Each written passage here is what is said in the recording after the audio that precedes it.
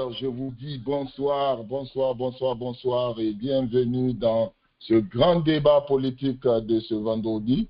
C'est toujours un plaisir pour moi de servir cette grande communauté de la diaspora guinéenne. C'est comme ça se passe tous les week-ends au service de la nation. Nous sommes un peu en retard ce soir.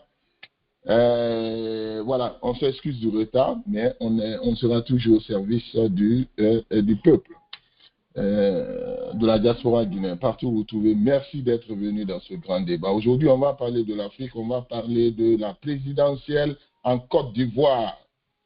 On va brosser un tout petit peu puisque la tension ne fait que monter en Côte d'Ivoire. On ne sait pas ce qui se passe, mais Alassane Ouattara a décidé de se porter candidat pour une 4e fois. Quel danger pour ce beau pays. Nous parlerons de ça. En tout cas, 4 candidats sont écartés et ont été exclus sur la liste électorale. Est-ce que la tension ne fait que monter? Nous allons donner nos points de vue par rapport à tout cela dans ce grand débat de ce soir. Et chaque panéliste va faire son analyse, son analyse accompagnée des solutions, comme nous l'avons fait. Nous avons l'habitude de faire, nous l'avons fait pour le Sénégal et d'autres pays. Ce que nous allons faire ce soir. Dans le premier sujet, nous allons parler du remaniement ministériel que nous appelons un remaniement contre l'UFDG. Moi, j'appelle un remaniement contre l'UFDG. Pourquoi? Parce que c'est clair. Vous avez suivi le nouveau décret que Mamadi Doumbouya vient de signer. Tous les militants de l'UFDG, les militants importants de l'UFDG sont devenus ministres. Waouh! Mais ça, c'est tellement flagrant. C'est tellement flagrant que ce soir, on va l'en parler. Il y a la mort, on va parler de l'insécurité aussi. Il y a un directeur de l'ANS, un certain Kera, qui a été abattu à bout portant. Il avait été enlevé d'abord. Et puis après, il a été retrouvé tué à Conakry, un directeur adjoint du CNRD. Et que cette affaire d'insécurité-là commence à inquiéter les Guinéens. Les gens le négligent, mais on doit toujours parler de l'insécurité parce que nous sommes divisés par un groupe qu'on ne connaît pas. On ne connaît pas la vraie intention de ce groupe-là qui compte nous diriger. C'est ça en fait. Donc on doit l'en parler. On doit l'en parler, toujours en parler de cette insécurité.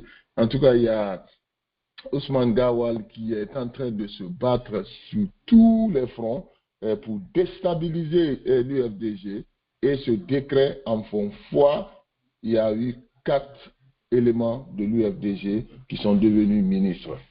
Merci d'être venus. On va commencer. Merci à tous les panélistes. Je dis bonsoir à tous les panélistes. Je remercie tous ces grands panélistes-là pour leur disponibilité tous les week-ends au service du bas peuple, puisque c'est le bas peuple qui en souffre. Et nous, actuellement, un pays sans médias, un pays là où on enlève, tu parles, on t'enlève.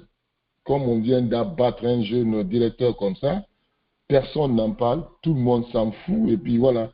Et si un pays est comme ça, il faut qu'on se retrouve, il faut qu'on continue à en parler de ça, pour ne pas laisser le pays comme ça, puisqu'on n'a pas de médias. Merci encore d'être là dans ce grand débat, dans cette édition spéciale, la Côte d'Ivoire, mais on va brosser un tout petit peu, parler de la Guinée rapidement. Vous avez lu le décret, comme moi, c'est un décret de 25 ministres, je crois, ils sont passés à 33 ministres. Ils ont ajouté peut-être 9 postes supplémentaires ministériels pour faire plaisir à certains jeunes de l'UFDG. Et c'est comme ça que moi je comprends. Parce que 33 ministres pour un pays pauvre, qui n'a pas d'électricité, ni l'eau, ni rien, et puis rien ne marche, pas d'emploi pour des jeunes, l'insécurité bat son plein, pourquoi vous avez besoin de 33 ministres? Ça n'a pas de sens. C'est un remaniement politique contre un seul parti politique. C'est ça la réalité.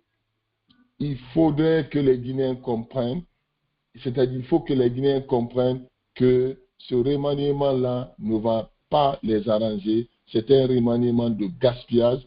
33 ministères, c'est trop ça. C'est trop pour un pays pauvre. Les gens souffrent. Les gens souffrent. Regardez Conakry aujourd'hui qui est sous l'eau.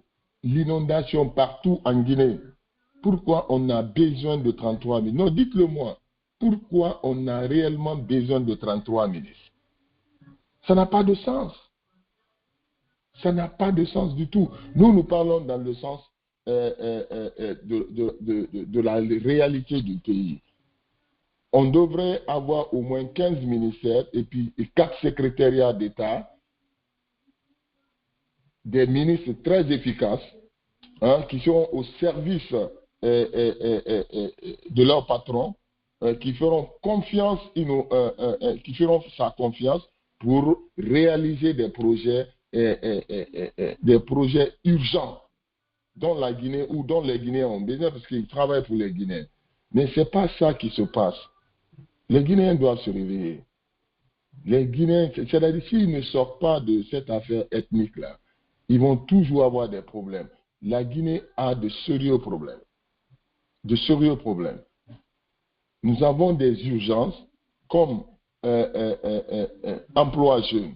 Nous avons des urgences comme l'électricité. Nous avons des urgences comme l'eau. Nous avons des urgences. Nous avons beaucoup de choses à faire. C'est pour cette raison, moi j'aime dire ici, la Guinée, la solution, c'est sa reconstruction. Mais à chaque fois quand je vais dans un débat, je dis ça, je dis, où on va prendre l'argent là? Mais où les gens de Dubaï ont pris l'argent? Il faut avoir des grandes ambitions pour réaliser ces grandes ambitions-là. Si tu n'as pas de grandes ambitions, tu ne pourras pas gagner de l'argent pour réaliser tes ambitions. Pas possible. Il faut avoir des grandes ambitions. C'est ça la réalité. La solution de la Guinée, c'est de la reconstruire. C'est-à-dire reconstruire toute la Guinée. Il faut venir avec un projet de reconstruction de ce pays-là. On peut le faire, oui. C'est ça, nous, notre programme. C'est ça, notre ambition. Parce que si on ne reconstruit pas la Guinée, on restera dans ça.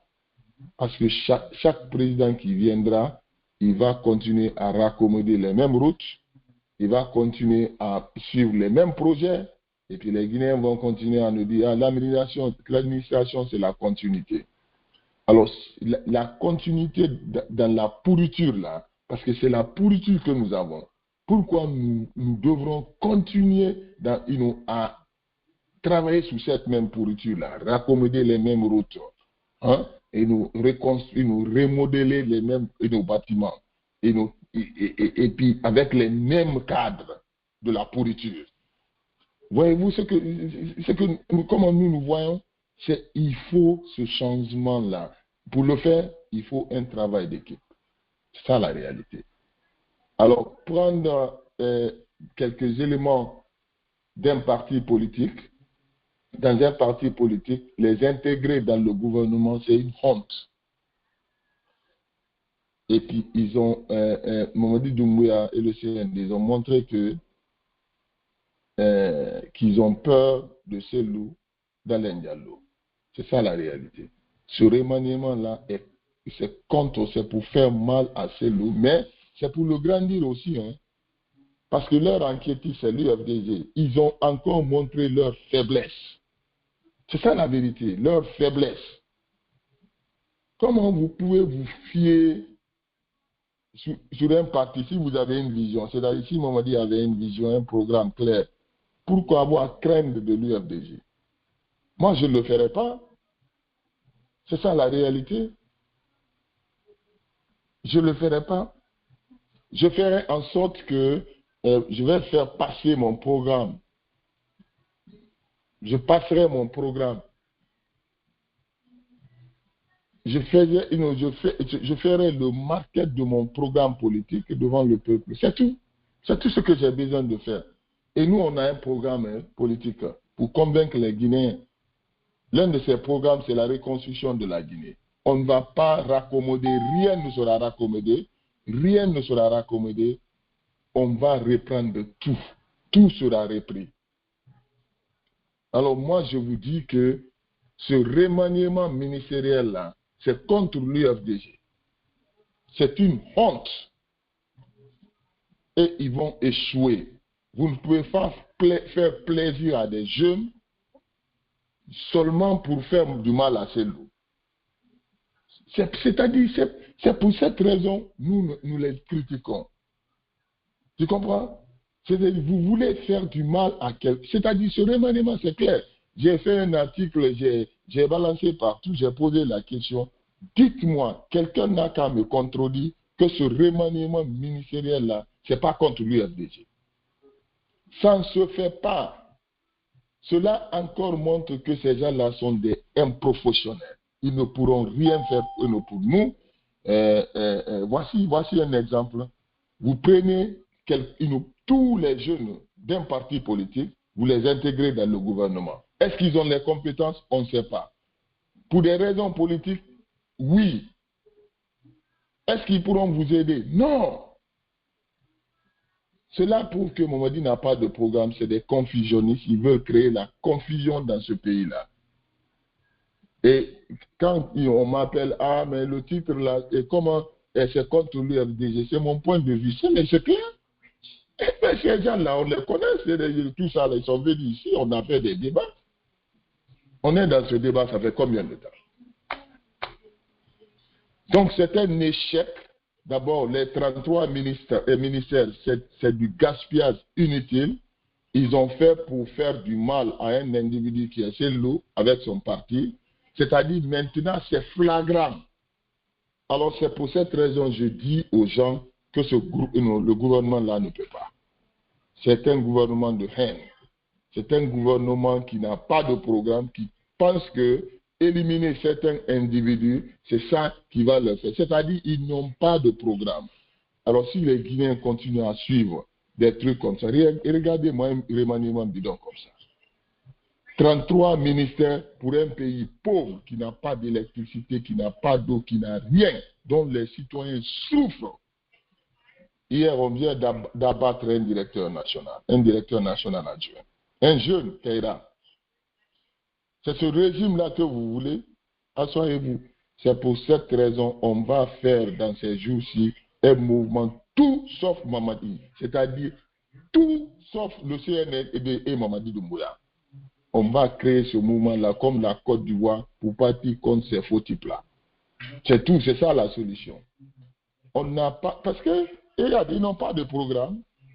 On démantèle le gouvernement, on ajoute des postes supplémentaires, et puis voilà, on bombarde des jeunes d'un parti politique, on va prendre des jeunes influents, on les bombarde comme ministres.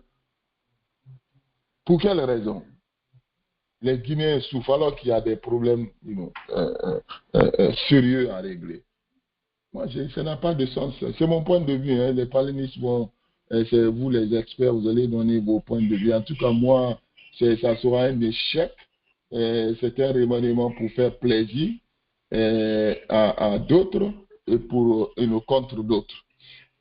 Et moi, je crois que ce n'est pas comme ça on doit diriger un pays comme la Guinée actuellement.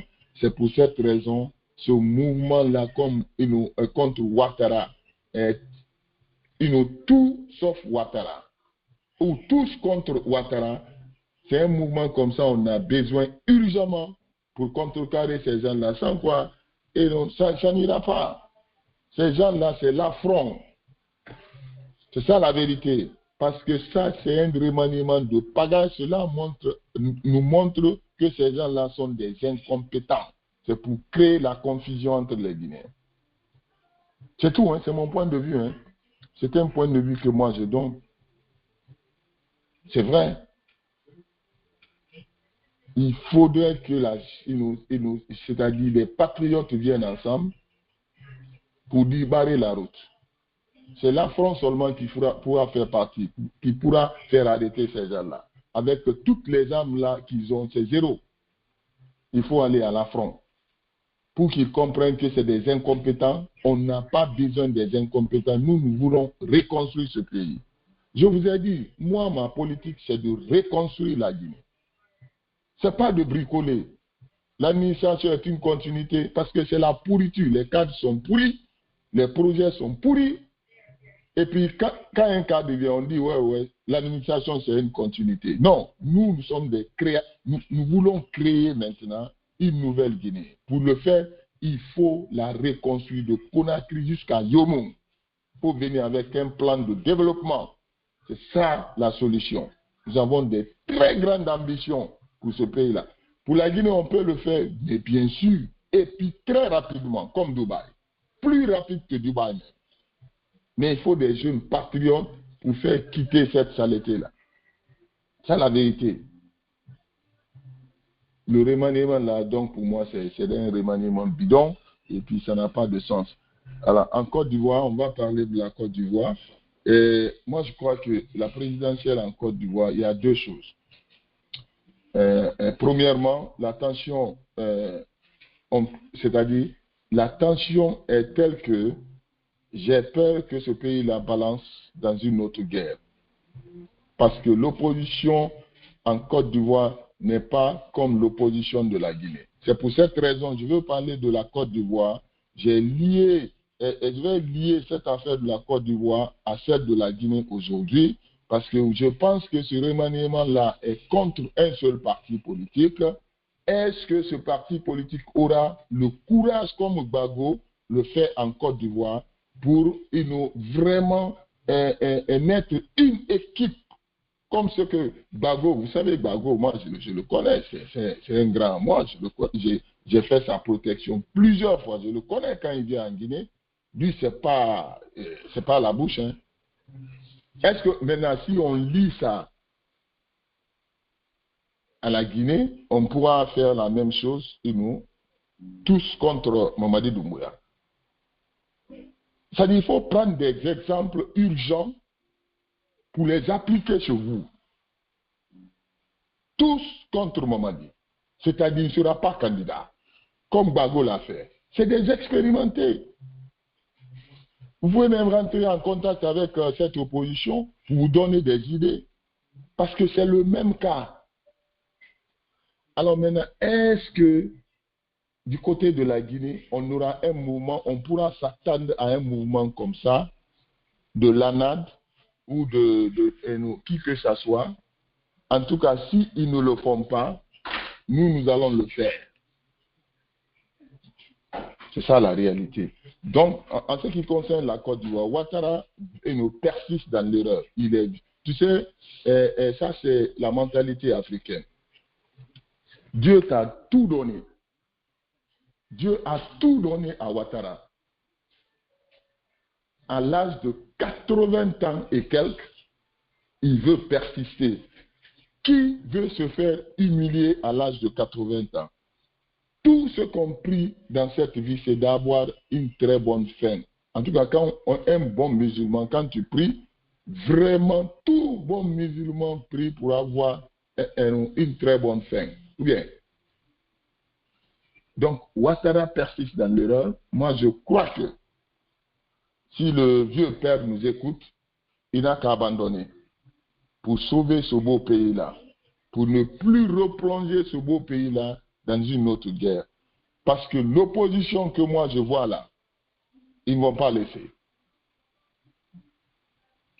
Et ça sera très, très, très compliqué parce qu'il y a même des Djoula qui sont contre Ouattara, cette fois-ci. Et c'est là-bas où le bas blesse même. Ce n'est même plus un problème de Djoula, comme avant. C'est-à-dire les jeunes ont shifté dans le groupe de la logique pour sauver la Côte d'Ivoire parce qu'ils savent que Ouattara est un manipulateur. Ils le disent. Donc ça sera très compliqué pour Ouattara, comme Macky Sall. ça sera très compliqué pour lui et la France ne pourra rien faire pour lui. Ça je vous dis la vérité. Hein. C'est mon point de vue. C'est mon point de vue. Donc, ce que moi je peux dire au groupe de Ouattara, c'est de mettre la balle à terre. Ils n'ont qu'à revenir sur la table, réintégrer ces bons cadres-là qui sont inclus, ces bons candidats-là. Qui peut exclure? Bon, laissons tomber Ouattara et Bago. Bago et Ouattara, c'est des flip-flops. Chaque fois, ils disent, bon, on va quitter et les jeunes vont monter. On va quitter, les jeunes vont monter. Après, ils changent. Bon, c'est des vieux, comme Alpha Condé. Hein. Eux, ils pensent que ces pays-là sont faits pour eux. Mais en âme et conscience, qui peut nous exclure des bons cadres comme ça, comme ce que Ouattara est en train de faire? Si tu aimes ton pays. Moi, je crois que toi, tu es un compétent, tu as la compétence, et si tu quittes, il faut donner la chance à une autre compétence pour une continuité. C'est pour cette raison l'Amérique est devant. On vit ici. Nous vivons ici, nous voyons comment ça se passe. Mais nous ne tirons pas les leçons. C'est ça, en fait, notre problème. Personne ne en tire des leçons. C'est de ça que nous devons sortir, en fait. Alors, la Côte d'Ivoire, moi, je crois que l'élimination, l'exclusion de ces candidats-là vont créer des problèmes à Ouattara. C'est-à-dire, c'est la partie-là. Mon inquiétude, c'est la partie-là. Et moi, je crois que l'exclusion-là va lui créer des problèmes et il risque de balancer le pays dans un chaos que Ouattara ne pourra pas contrôler à son âge. Et ça sera très compliqué pour lui. Je ne sais pas ce qui va se passer. C'est mon point de vue que je donne. Hein. Je ne dis pas que ça va se passer, mais c'est mon point de vue. Comme Mamadi Doumbouya, il va forcer la situation. Et puis voilà, les choses vont se compliquer avec lui. Voilà. Il va se créer des problèmes avec sa famille. Et puis tous ces gens-là qui rentrent dans le gouvernement-là, ils auront tous des problèmes. Parce que c'est avec Mamadi seulement que ces gens-là peuvent devenir ministres. Hein. Ça, je vous dis la vérité. C'est pour cette raison les patriotes doivent venir ensemble maintenant pour barrer la route à ces gens-là. Les gens sont en train de profiter avec Mamadi parce que c'est avec lui qu'ils peuvent devenir ministres. En temps normal, ils ne pourront pas. C'est ça la vérité. Ils ne pourront pas. Mais bon, comme le Guinéen, c'est devenu notre nature, c'est ça. Ils n'ont qu'à nous profiter et ils s'en fichent du développement de la Guinée. Ce qui les concerne, c'est le poste ministériel seulement. C'est tout. Merci d'être venu. On va ouvrir ce débat. Merci à tous les panélistes. On va donner maintenant la parole aux panélistes. On ne va pas durer aujourd'hui parce que c'est vendredi. Mais on va nous faire le temps plein demain, dimanche. Mais aujourd'hui, le débat sera consacré sur ce décret présidentiel remaniement ministériel de Mamadi Doumbouya et la Côte d'Ivoire. Il faut qu'on lance un message très fort au vieux père Ouattara pour qu'il comprenne qu'il doit céder pour sauver ce pays-là.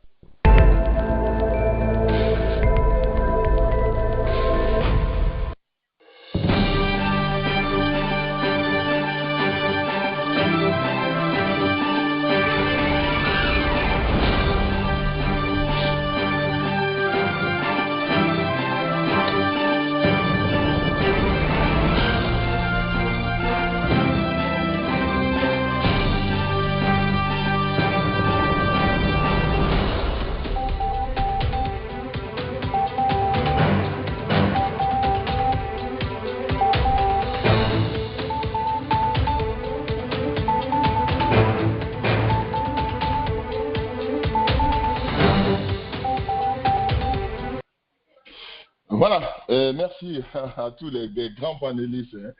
Merci de votre contribution, hein, parce que on est écouté partout. Hein. On m'envoie des messages, on vous remercie tous les jours. C'est les Guinéens patriotes qui sont là. Il est temps maintenant de barrer la route à ces criminels-là. C'est ça. on va faire comme le vieux père Bago, tous contre Mamadi.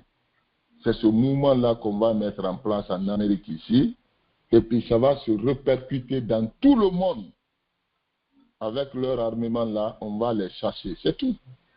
Parce qu'ils ne veulent pas comprendre, c'est tout. On va réorganiser les élections, celui qui va gagner, parce qu'ils n'ont pas de projet.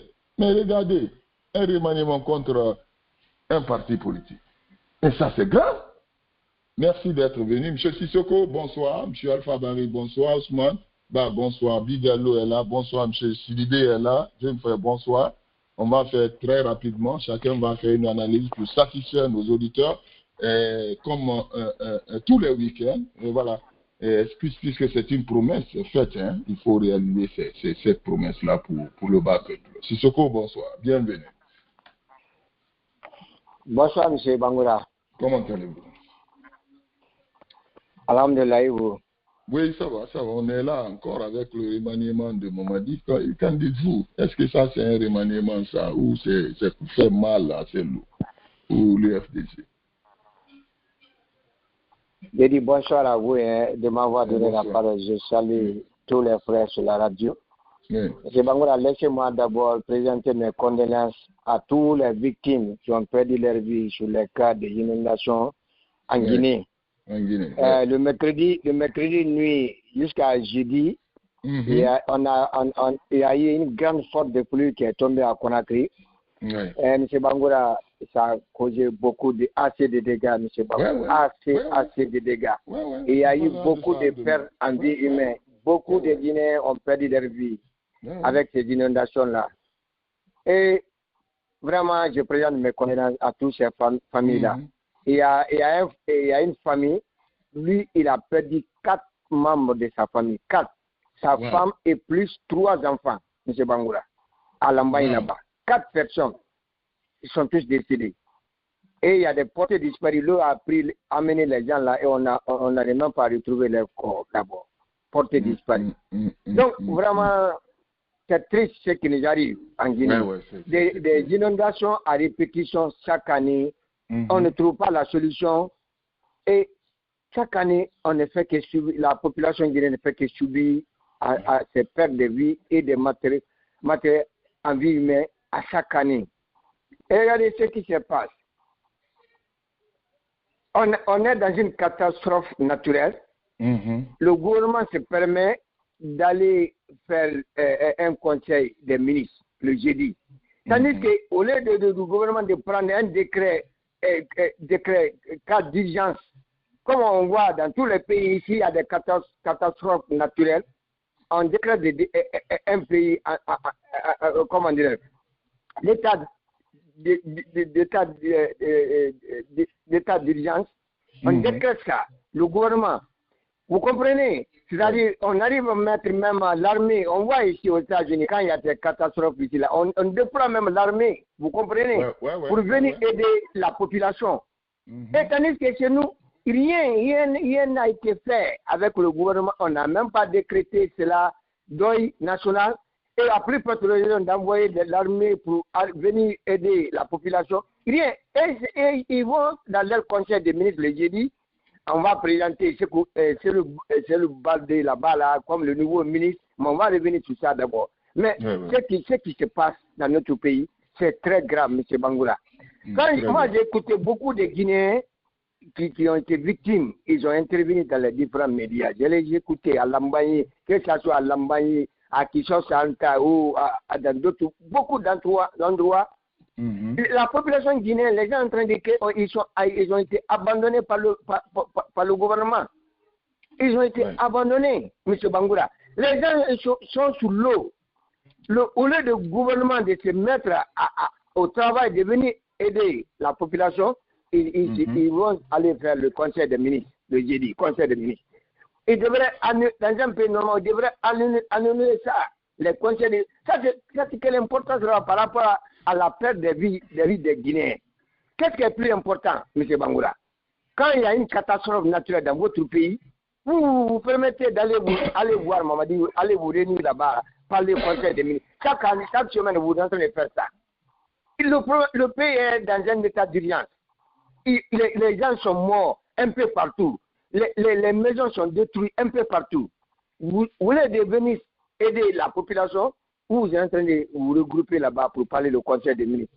Vraiment, M. Bangoura, le peuple est abandonné par son gouvernement là. Donc, ça qui arrive. Donc, on ne sera pas étonné, le Guinée ne fait que subir, payer les prix. Tout ce qui arrive, les mauvaises gestions, la mauvaise gouvernance. Et regardez les travaux publics, les routes là qu'on fait. Le travail n'est pas bien fait. Quand l'eau vient là, ça détruit tout, M. Bangoura. C'est ça qui nous arrive. Et pourtant, on met des milliards de francs guinéens pour avoir des routes là. Mais regardez, il n'y a pas un bon travail qui a été fait. On fait des routes, on ne met pas de fossés, les caniveaux là où l'eau doit passer. Ouais. Donc, quand il y a la pluie, au lieu de l'eau rentre dans les caniveaux là, ça rentre directement dans la concession des gens. C'est ça qui nous arrive. Chaque année, M. Bangoura. L'année dernière, il y a eu plus de 10 morts. Cette année, on parle plus de 20 et quelques Guinéens qui ont perdu leur vie, pour le moment. Plus de 20 et quelques, M. Bangoura, et des forces disparues. Et le gouvernement est là, vraiment, ce qui nous arrive, vraiment, c'est triste, M. Bangoura. Les pauvres Guinéens vivent très, très mal aujourd'hui. Imaginez aujourd'hui, si toi, tu as perdu ta maison, tu n'as même pas là où aller dormir maintenant, M. Bangoura, tu as une famille. C'est-à-dire, imaginez cette difficulté aujourd'hui à Conakry. Le problème de nourriture, le problème là où tu dois dormir. Tout ça là, tu fais face. Comment résoudre ça? Tu es pauvre, des pauvres familles comme ça là, qui sont dans l'eau, sous l'eau, dans les difficultés aujourd'hui à Conakry.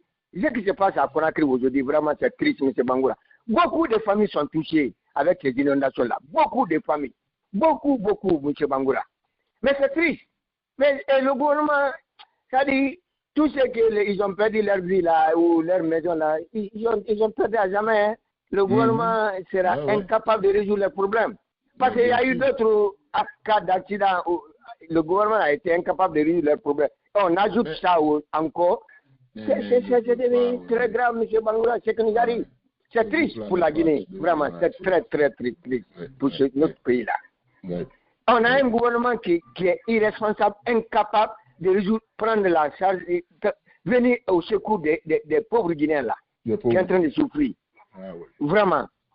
Mais aujourd'hui, là, quand les gens, tu appelles les gens là-bas, ils disent, nous sommes dans l'eau ici, on sommes sous l'eau ici. Vraiment, nous sommes sous l'eau. L'eau est rentrée dans la concession des gens, détruit tout, casse tout, M. Bangoura. Tout, je dis tout, hein. Tout. Avec plus la perte de vie. C'est Conakry, hein, on n'a même pas fait le cas d'abord des autres préfectures, c'est Conakry. On parle de... Non, je parle de la capitale, Conakry. C'est beaucoup de l'endroit, la population est touchée, une grande partie.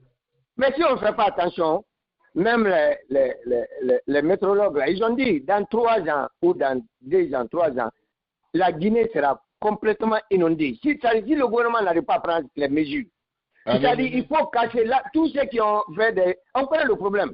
Les constructions anarchiques là, tous ceux qui ont bloqué le passage de l'eau, si on doit casser leurs maisons pour qu'on crée des fossés, pour que l'eau puisse partir, aller vers la mer. La Guinée est entourée avec la mer.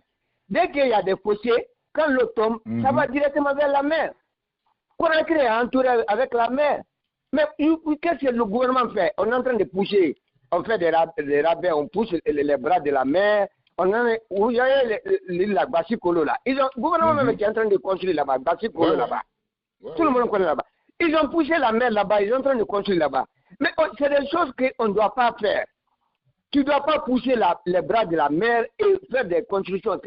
Vous allez créer beaucoup de problèmes à la longue. C'est ça qui va arriver. Quand vous voyez aujourd'hui Kakosa, Kabak, les bordures de la mer, là, les gens là, ils ont vendu ça aux Libanais.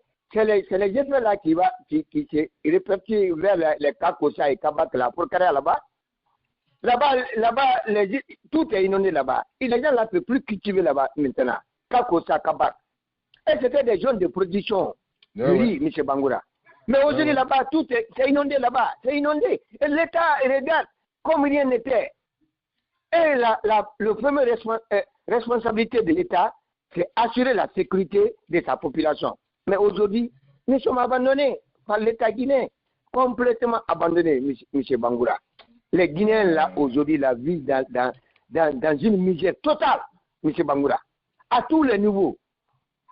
Que ce soit l'inondation, que ce soit la nourriture, le quotidien, c'est tout un calvaire pour les Guinéens, ou le moins de déplacement. C'est tout un calvaire aujourd'hui pour ces pauvres populations-là, après 4 ans de pouvoir du CNRD. 4 ans, voici le résultat. Maintenant, ce qui concerne le deuxième sujet, le remaniement ministériel, ce n'est pas un remaniement ministériel, M. Bangoura. On a prolongé, on a ajouté, parce que tous ces ministres ont été confirmés. Baouri, tous les ministres, là, presque la majeure partie, ils ont été confirmés. On a ajouté seulement les nouveaux, là, quelques-uns qui sont 5 personnes. C'est tout. C'est les mêmes éléments qui sont là. Les mêmes éléments. Donc, moi, on n'est pas étonné. Voici, vous avez suivi le ministre, celui qui a été nommé comme le ministre des Travaux publics là. Ouais. Sekoulaï Kamara. Il s'appelle Sekoulaï. Tu sais, lui, il était l'ancien directeur de la SEC. Le monsieur a été limogé par manque de résultats. Après, on parle sur le monsieur là, on le nomme ministre. Quelqu'un qui a été directeur de la SEG, qui a été nommé, limogé, il s'appelle Sekoulaï Kamara, M. Bangoura. Wow. Vous m'entendez? Ouais. C'est lui qui était le directeur général de la SEG. Il a été limogé par Mamadi Doumbouya, par décret. Par après, le remaniement ministre que vous venez de dire là, moi je ne considère même pas sérieusement. On a prolongé, on a ajouté un pays pauvre comme la Guinée, on n'a même pas besoin de 35 ministres, postes ministériels. Ouais. On vient d'ajouter, vous comprenez? Ouais. Donc, ce monsieur-là, Sekoulaï Kamara, on vient de parachuter ce monsieur-là, de nommer comme le ministre des Travaux publics. Celui qui va s'occuper de nos routes. Quelqu'un qui a été incapable de donner l'eau à la population guinéenne. On parle sur ce monsieur-là, il devient ministre. Donc, quand vous regardez ça, ça dit les gens ne sont pas nommés par une base de compétences. C'est par les connaissances, les parentés, l'affinité, c'est tout. Le gouvernement de Mamadi nous a montré ça, qu'il nomme les gens, ce n'est pas par la compétence, hein. C'est par les relations, M. Bangoura. Les relations amicales, des amis. Regardez, celui qui est le président de la Chambre de commerce, le président de la Chambre de l'agriculture, il s'appelle Suleiman Bereti. Le monsieur là ne connaît rien de l'agriculture, c'est l'ami de Mamadi Doumbouya. Et on n'a pas rajouté, il est devenu celui qui est le président. Mais tu le vois, il est en train de faire la campagne pour Mamadi Doumbouya. Les agriculteurs, ils ont besoin des engrais, des machines. Les gens sont en train de souffrir. Lui, il est en train de faire la campagne pour Mamadi Doumbouya. C'est les gens-là qu'on les nomme des postes importants. Le président des chambres de l'agriculture, il s'appelle Suleiman Beriti. C'est son nom. Wow. Mais le gars-là, il connaît rien dans ce secteur-là. Il y en a assez, il y en a beaucoup de secteurs comme ça là. Les gens sont nommés par connaissance, par des relations. Vous comprenez? On est géré comme ça. Donc nous, on n'est pas surpris. Tout ce qui nous arrive, on a accepté. On a accepté la souffrance. Moi, j'ai toujours dit, M. Bangoura, le Guinéen n'est pas prêt pour le changement. Vous avez tous ceux qui suivent les activités à travers le monde. Vous avez suivi le début de la semaine, là, c'est-à-dire le lundi, le mardi et le mercredi. Il y a eu une grève en Angola. Ceux qui ont suivi les nouvelles. Voici ce qui s'est passé en Angola. Quand vous prenez l'Angola, l'Angola est le deuxième pays producteur de pétrole en Afrique sous-saharienne, derrière le Nigeria. Mais de fait que les richesses naturelles, les Angolais ne bénéficient pas, ils ont très mal géré les ressources naturelles. C'est ce que le gouvernement a annoncé le mois passé. Ils ont annoncé une augmentation du prix du carburant. Vous comprenez? Donc, vous savez, quand le prix du carburant augmente, Ça, c'est tout le monde connaît, même si tu n'es pas un économiste. Dès que le prix du carburant augmente, tous les prix des denrées alimentaires vont augmenter. C'est ça qui est arrivé. Ouais. C'est-à-dire le gouvernement, lorsque le gouvernement a augmenté le prix du carburant, les transports, le prix du transport a augmenté, le prix des denrées alimentaires a augmenté. Maintenant, l'association des taxis, ceux qui font des taxis là-bas en Angola, ils payent le litre très cher. Donc, ils ont dit qu'ils ne peuvent pas supporter ça. Donc, ils ont lancé les manifestations. Il y a eu une manifestation là-bas le lundi, mardi et mercredi, 3 jours. Il y a eu plus de 20 personnes qui ont été tuées, M. Bangola. Voilà. Mais la population, sauf qu'il dit qu'il ne veut pas accepter, c'est là, vous comprenez? Il y a même nos compatriotes guinéens là, il y a beaucoup de Guinéens qui ont leur boutique là-bas en Angola. M. Bangola, ils ont pillé beaucoup de boutiques là-bas en Angola. Wow. Beaucoup de boutiques. Il y a même des Guinéens qui ont été victimes. Ils ont saccagé. La population était en colère, énervée. Quand vous prenez le pays, le taux de chômage est 30%. L'inflation est partie jusqu'à 20%. Donc, vous allez encore augmenter le prix de l'essence, mais vous allez tuer la population. Donc, la population avait été complètement étouffée.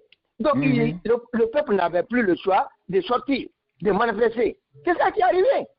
Vous comprenez? Donc, ils ont manifesté contre les mesures du gouvernement. Et ils disent qu'ils ne vont pas accepter. Comment que un pays très riche, Angola, c'est comme la Guinée, un pays très riche. J'ai dit l'Angola est le deuxième pays producteur de pétrole.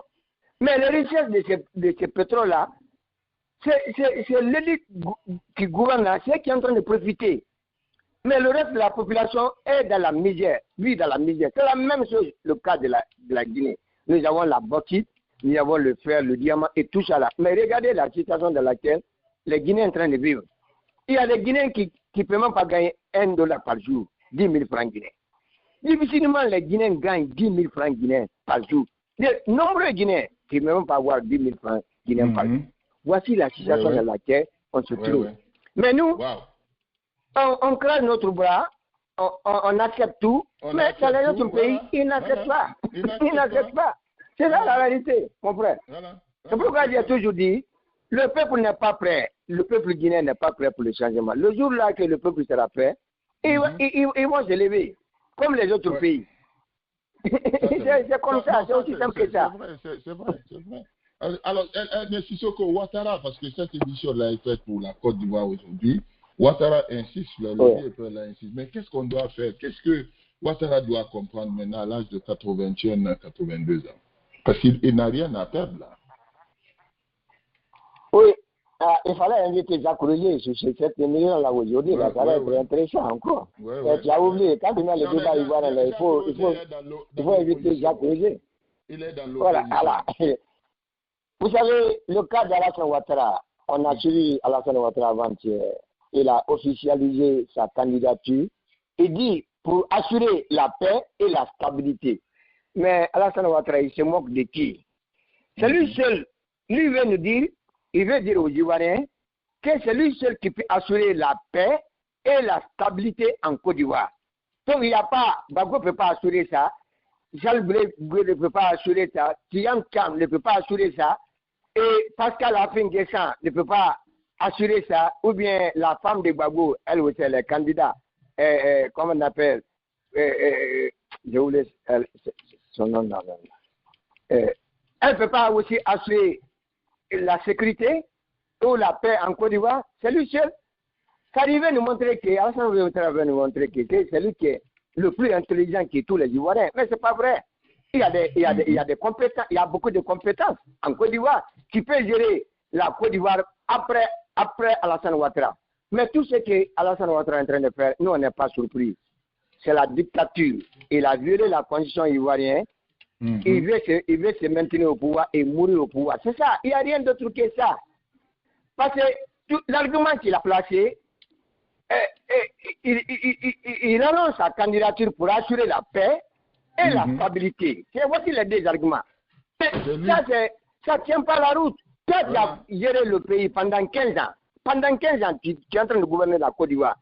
C'est toi qui es le seul. On parle d'une population de 30 millions d'habitants. La Côte d'Ivoire a une population de 30 millions, M. Bangoura. C'est toi seul qui peut gérer ce pays-là. Voilà. Et les autres. Et les autres.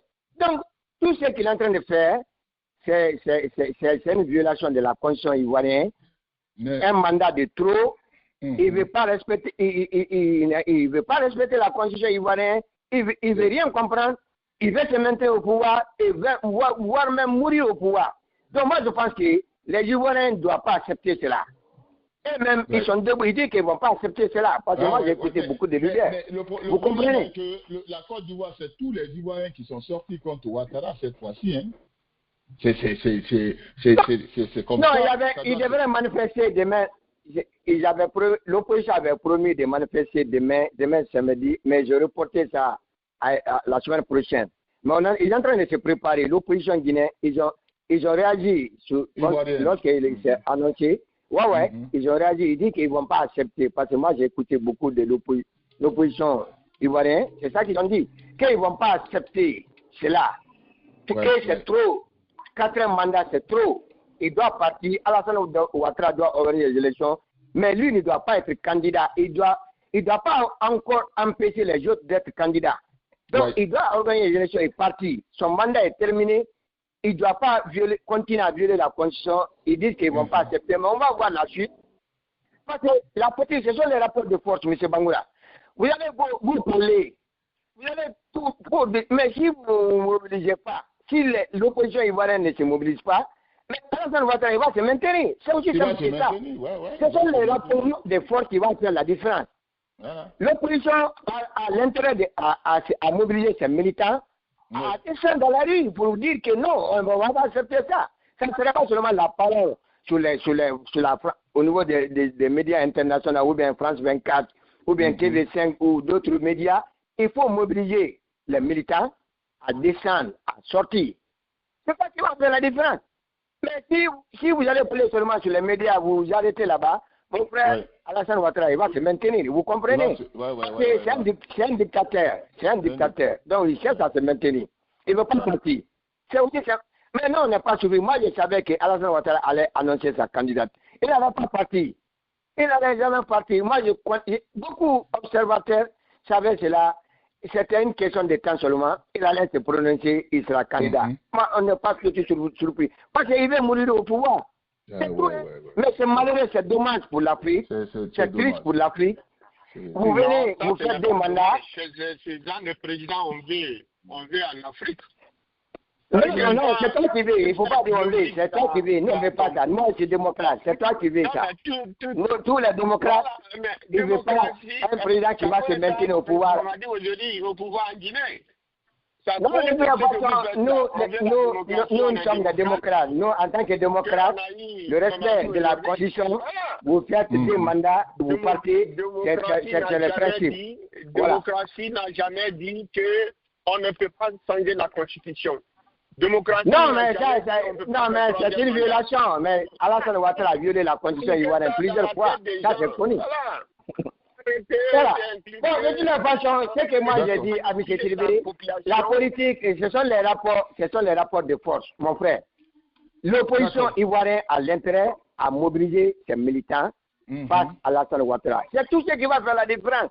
Quand les militants sont mobilisés, mon frère, les rapports là, ça va faire la différence. C'est tout. C'est tout. Mais on n'est pas surpris. Tout ce qu'Alassane Ouattara est en train de faire, il veut se maintenir au pouvoir et mourir. Notre inquiétude, c'est il ne faut pas faire balancer la Côte d'Ivoire dans une autre guerre. C'est ça l'inquiétude. Ah oui, il y a beaucoup de risques. Il met le pays en danger, effectivement. Il met le pays en danger. Effectivement. Tous ceux qui sont en face de nous aujourd'hui, c'est eux qui ont détruit ce pays-là, la Côte d'Ivoire. D'accord. Mais moi, c'est-à-dire que mais ce que je ne comprends pas, tirer maintenant des leçons, mais c'est de vous. C'est-à-dire que arrêtons de manipuler les gens sur de faux trucs. C'est-à-dire qu'il était là pendant 11 ans, 15 ans. Il a géré ce pays-là. On sait comment il a laissé ce pays-là.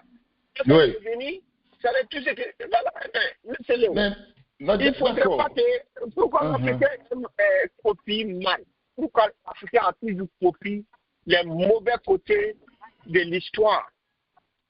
Ils ne comprennent pas. On veut le développement, on veut la démocratie. Ouais. Je vous ai dit que la démocratie n'est pas en Côte d'Ivoire. La démocratie est en Côte d'Ivoire et le développement en même temps. Non, on sait ça. Et on a qu'est-ce que la constitution ivoirienne dit, M. Tilbé, la constitution ivoirienne, qu'est-ce que la constitution ivoirienne dit? Solo, on sait Il faut se baser sur la constitution. La Côte d'Ivoire. Ah, mais la constitution ivoirienne dit nul ne peut faire plus de 2 mandats. Voilà. 2 mandats. C'est terminé. Je suis d'accord. Mais si on change la constitution. Mais on change la constitution pour se maintenir. C'est tous les dictateurs là, c'est ça qu'ils font, M. Tilbé. Tous les dictateurs là, c'est ça qu'ils font. Ils changent la constitution pour se maintenir. Aucune institution n'est interdite. Aucune institution n'est interdite. Mais on fait ça. Mais pourquoi aux États-Unis, pourquoi on ne change pas la constitution ici? Pourquoi, voilà, on vit aussi ici, là où il y a la démocratie. Pourquoi Obama, lorsque son mandat est fini, pourquoi il n'a pas changé la constitution pour se maintenir? Aucun président n'a essayé. Et les Américains ne veulent pas. Oh, parce que la limitation, le mandat est limité ici, c'est limité. C'est limité, c'est la loi. C'est limité. Ça cause ça, je dis, vous copiez très mal. Vous copiez très mal. Ah, mais on a accepté la démocratie en Afrique. Si on accepte la démocratie en Afrique, on doit respecter les règles de la démocratie. Voilà. C'est les règles qui a été appliquées. Et c'est les règles là qui Non, Alassane n'a pas appliqué la règle, pas du tout. Il a violé la règle. Voilà. Allez, merci beaucoup, M. Bangoura. Sissoko, merci. Je ne sais pas, Solo, tu veux continuer, tu veux emboîter, puisque Solo ne veut pas. Oui, bien sûr, je vais emboîter. Voilà, d'accord. Vas-y, vous avez la. Merci beaucoup. Voilà. Merci beaucoup, M. Léo. D'ailleurs, ce que Sissoko fait là, je ne suis pas d'accord. C'est la raison pour laquelle aujourd'hui, on a Mamadi à la tête de la Guinée. Parce que tout simplement, on a manipulé la population guinéenne, on a menti à la population guinéenne, on a inculqué des choses dans la tête des Guinéens qui n'est pas vrai. Voilà. On a dit au temps d'Alpha Condé, il n'y avait pas la démocratie. On a dit au temps d'Alpha Condé, c'était le détournement des fonds publics. On a dit au temps d'Alpha Condé, c'était des gabegies financières. On a dit au temps d'Alpha Condé que les génocides avaient déjà commencé. Rien que pour manipuler la population. Qu'est-ce que nous a donné? C'est le coup d'État.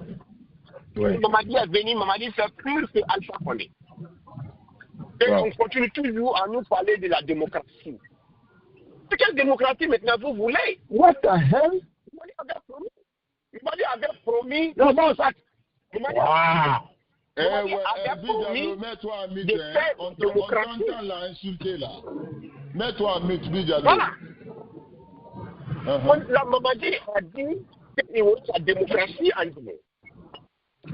Léo. Ouais, mets-toi en mute. Léo, bonsoir, c'est Bidjalo. Je vous dis, quelqu'un est en train de parler, tu ne veux pas que... Oui. Voilà. Ok, je vais me mettre en mute. D'accord. Mais est-ce que Ouattara, le vieux là, il n'a rien à perdre. Le vieux là, il n'a rien à perdre. Et la stabilité de la Côte d'Ivoire dépendra de Ouattara. Est-ce que cette question, cette affaire de 4e mandat là, ne risque pas de lui créer des problèmes? C'est ça, jeune frère. Il faut que... Ça ne risque rien, M. Léo. Ça ne risque rien, M. Léo. Mais l'opposition, la tension ne fait que monter. La tension ne fait que monter. Ça va monter comme ça dans la bouche, ça va monter dans la bouche, mais la réalité, il n'y aura rien. Ils ont dit qu'ils vont sortir demain, non? C'est le dé. Qu'ils ont prévu qu'ils vont sortir. Comme Tshisoko a dit que c'est rapport de force, on va voir les forces aussi. C'est demain, on aura déjà, on saura si ils ont la force de faire partir le président ou pas.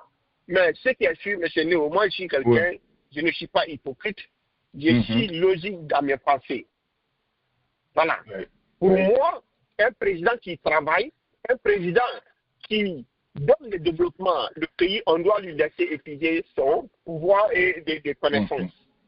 M. Léo. Le pays, là, la Côte d'Ivoire était là. Depuis la mort des Feu, Félix Houphouët-Boigny, paix à son âme, le pays était à lambeaux. Le pays était délabré. On a dit, le temps que Bago a fait, on ne pouvait même pas respirer maintenant à 10 ans. À cause des ordures, à cause des manques de développement. On nous a toujours dit qu'il n'y a pas l'argent, on nous a toujours dit qu'il n'y a pas des investisseurs, on nous a toujours dit que ceci, c'est là. Monsieur Alassane Dramane Ouattara a pris le pouvoir. En pleine guerre. Il est venu changer la Côte d'Ivoire complètement. Maintenant, il est en train de conclure ce que le feu au feu a fait lui-même. Pour ne pas mettre tout ça non, mais est-ce qu'il doit, c'est à cause de ça, parce qu'il a déjà bien travaillé. Mais c'est là où. Oui. Mais c'est là pourquoi on doit mettre tout ça là à cause de l'égoïsme, à cause de l'égoïsme et de l'intérêt personnel. Moi, je pense que c'est la Côte d'Ivoire qui doit être bien commun des Ivoiriens, de préserver le bien que Alassane a fait, d'encourager de faire mieux. Si quelqu'un d'autre vient, comme de la manière qu'Ofo a fait, si quelqu'un d'autre vient, il n'y aura pas de difficulté de continuer.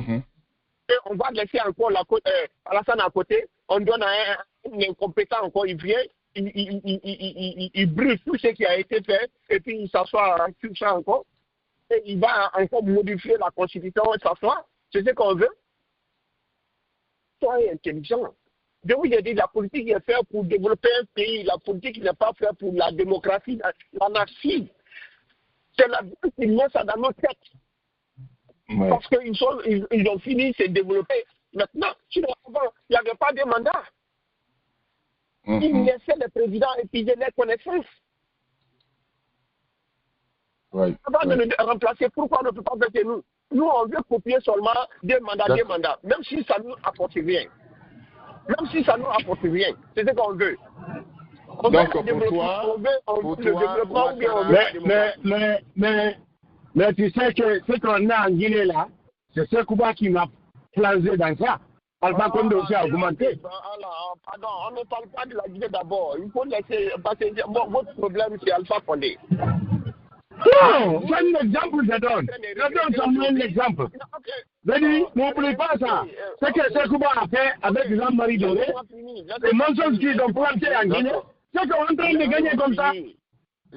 Voilà, n'oubliez pas ça. Si Alpha Condé avait respecté son 2 mandats, si Alpha Condé avait respecté son 2 mandats, est-ce que le besoin va faire coup d'État? Non!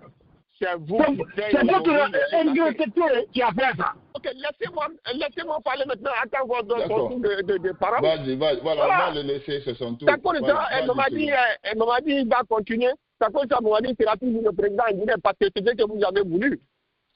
Voilà. C'est vous qui avez signé ça. Tout le monde qui est en Guinée là, les criminalités. Je dis, manque de sérieux, c'est vous. Ok, laissez-moi. C'est vous, tout ce qui est en Guinée, c'est vous qui avez signé ça. Mais non, on va le laisser vite. Voilà, il faut attendre ton temps de parole. Moi, je ne suis pas hypocrite. Je ne suis pas hypocrite. Et je ne préserve pas mon intérêt personnel au détournement de l'intérêt du pays. Ce que je dis en Guinée, c'est la même chose que je dis en Côte d'Ivoire. On doit laisser Alassane Ouattara d'épuiser sa connaissance. Ce qu'il connaît, beaucoup d'Ivoiriens ne connaissent pas. Ce qu'il a fait ce pays-là, aucun président n'a encore fait. Bon, d'accord, donc c'est pour cette raison. Félix Houphouët-Boigny. Voilà, il faut dire la vérité. Aujourd'hui, la Côte d'Ivoire, 95%, écoutez, 95% des territoires ivoiriens est électrifié. D'accord. 95% des territoires, même les pays occidentaux n'est pas comme ça. Mais c'est pour cette raison, on ne veut pas qu'il remette tout ça dans l'eau. Écoutez, mais c'est là où, non, on va pas. Il faut être ennemi de la Côte d'Ivoire pour détruire cela. Moi, je pense que ça c'est fait pour tous les Ivoiriens, ce n'est pas fait pour la Guinée, ce n'est pas fait pour le Mali, ce n'est pas fait pour le Libéria, ce n'est pas fait pour le Ghana, c'est fait pour la Côte d'Ivoire et les Ivoiriens. Les gens qui vivent en Côte d'Ivoire. Moi, je pense qu'on doit préserver ça au lieu de le tuer. Parce que tout simplement, à cause de quelqu'un d'autre, qui va même venir, qui ne va pas faire comme Alassane Dramane, pourquoi on doit faire cela? C'est là où il faut être logique dans ce qui fait dans la vie, c'est très important. Si c'était Alassane, si Alassane était comme Mamadi Doumbia ou bien quelqu'un d'autre qui ne fout rien, c'est un moment il doit partir. Il doit partir pour laisser la place de quelqu'un. Mais aujourd'hui, 95% des territoires ivoiriens sont électrifiés. Si on lui donne 5 ans encore, ça va faire 100%. C'est ce qu'on veut. On va envoyer encore un falfelu qui va venir encore commencer à détourner, faire des gabegies financières et mettre encore le pays dans le chaos encore. On ne veut pas cela. Donc, l'Ivoirien doit supporter la candidature d'Alassane Dramane Ouattara pour encore bien faire. Et celui qui va venir après lui, là, il n'aura pas de difficultés pour faire la continuité. C'est ce que moi je veux. Voilà. Et si tu dis, il va mettre tout ça, non. Les vrais Ivoiriens ne vont pas détruire les routes de la Côte d'Ivoire ou bien l'électricité de la Côte d'Ivoire ou bien des infrastructures parce qu'ils touchent de faire 4 mandats. Moi, je ne suis pas dans ça. Ce que je n'ai pas supporté en Guinée, je ne vais pas supporter ça en Côte d'Ivoire. Donc, laissez. Et je vais vous dire, la loi qui a écarté El Gbagbo et les autres là, c'est la même loi là qui avait écarté Alassane. Quand il a pris le pouvoir, il a voulu changer la loi là. Il a dit non, on doit changer la loi. Et c'est ce qu'ils ont dit. Il est venu comme il n'est pas ivoirien, il veut brader la loi ivoirienne pour donner à l'étranger et ses frères. Il s'est assis, il a regardé. Et maintenant, si la loi là vous attrape, vous voulez dire que c'est Alassane qui a fait ça. Ce n'est pas Alassane. Ce n'est pas Alassane. Voilà. Il faut aller dans le profond pour regarder qu'est-ce qui s'est passé. Pourquoi on est là aujourd'hui? Parce que les gars, ils n'ont pas eu confiance à Alassane. Ils ont toujours pensé que c'est Alassane de brader la loi ou bien la constitution ivoirienne pour donner à l'étranger. Mais aujourd'hui, la loi est appliquée, il ne veut pas cela. Et maintenant, on accuse Alassane Dramane. Pourquoi lui accuser? C'est la loi que vous avez, et ça n'a qu'à attraper Alassane, c'est ce que vous avez attrapé. Pourquoi n'assume pas les conséquences? Monsieur Léo, on doit dire la vérité. Gbagbo a géré ce pays-là. Il connaît. Le pays ne peut pas. Il ne peut pas. Donc, on doit laisser Alassane gouverner ce pays-là, payer ses connaissances, et développer ces pays comme il faut. Maintenant, après lui, on va faire comme États-Unis. N'importe quel président qui vient, il ne pourra pas détruire. Il y aura toujours la base. Il y aura toujours quelque chose qui sera laissé pour les Ivoiriens. D'accord. Donc, on ne voit pas ça comme ça. Ils vont venir encore détruire le reste des projets qui est en cours. On ne veut pas ça. Il va finir. Remaniement en Guinée, 4 membres de l'UFDG se retrouvent dans le gouvernement. Waouh! C'est normal, M. Léo. Ça, c'est le boulot de M. Ousmane Gavage. Enfin, c'est contre Cellou, ça. C'est quoi ça, j'ai dit souvent? C'est contre Cellou, ça. Le remaniement, là, c'est contre... Bien sûr. Mais est-ce que c'est comme ça? Est-ce que c'est comme ça ça doit se passer? Parce que ça, c'est flagrant, là. Mais c'est Léo, c'est la politique. Moi, j'accuse que c'est Léo. Je vous ai toujours dit, M. Léo, la politique est faite pour gagner quelque chose. Je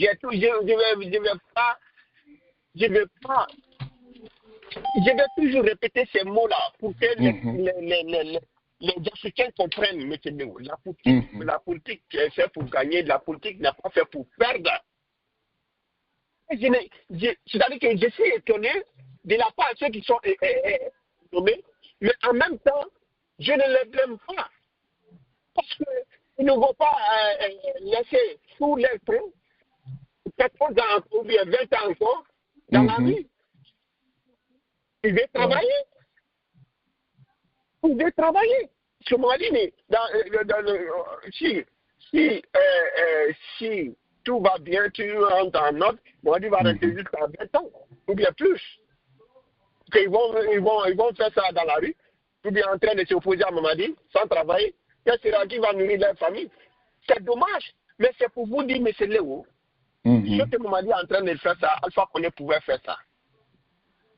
Il pouvait détruire l'UFDG et l'UFDR à un moment. Les membres de l'UFDG, mais il a voulu avoir la démocratie. Il a voulu avoir la démocratie, M. Léo. Il a voulu avoir des contradictions. Pour ne pas envoyer tout le monde dans le même bord et avoir un parti unique ou bien, comme la manière que Mamadi Doumbouya a défait. Il veut tuer tout le monde. Il veut tuer tout le monde. Il veut avoir le parti unique en Guinée. C'est la raison pour laquelle il a nommé Cellou Baldé. Qui pouvait comprendre, qui pouvait croire que Cellou Baldé allait rentrer dans l'équipe de Mamadi Doumbouya. Mais il n'a pas le choix. Il a fait ses calculs et il a vu que s'il ne fait pas ça, il sera perdant. C'est comme ça la politique.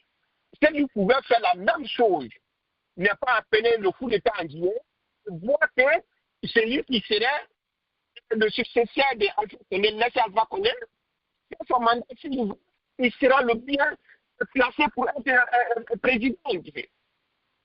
Mais il a choisi la violence. Il a choisi les sabotages. Il a choisi de faire pas n'importe quoi. C'est ce qu'il est en train de payer aujourd'hui comme le prix. Cette fois qu'on est à déjà fait le pouvoir. Il a déjà commandé la Guinée.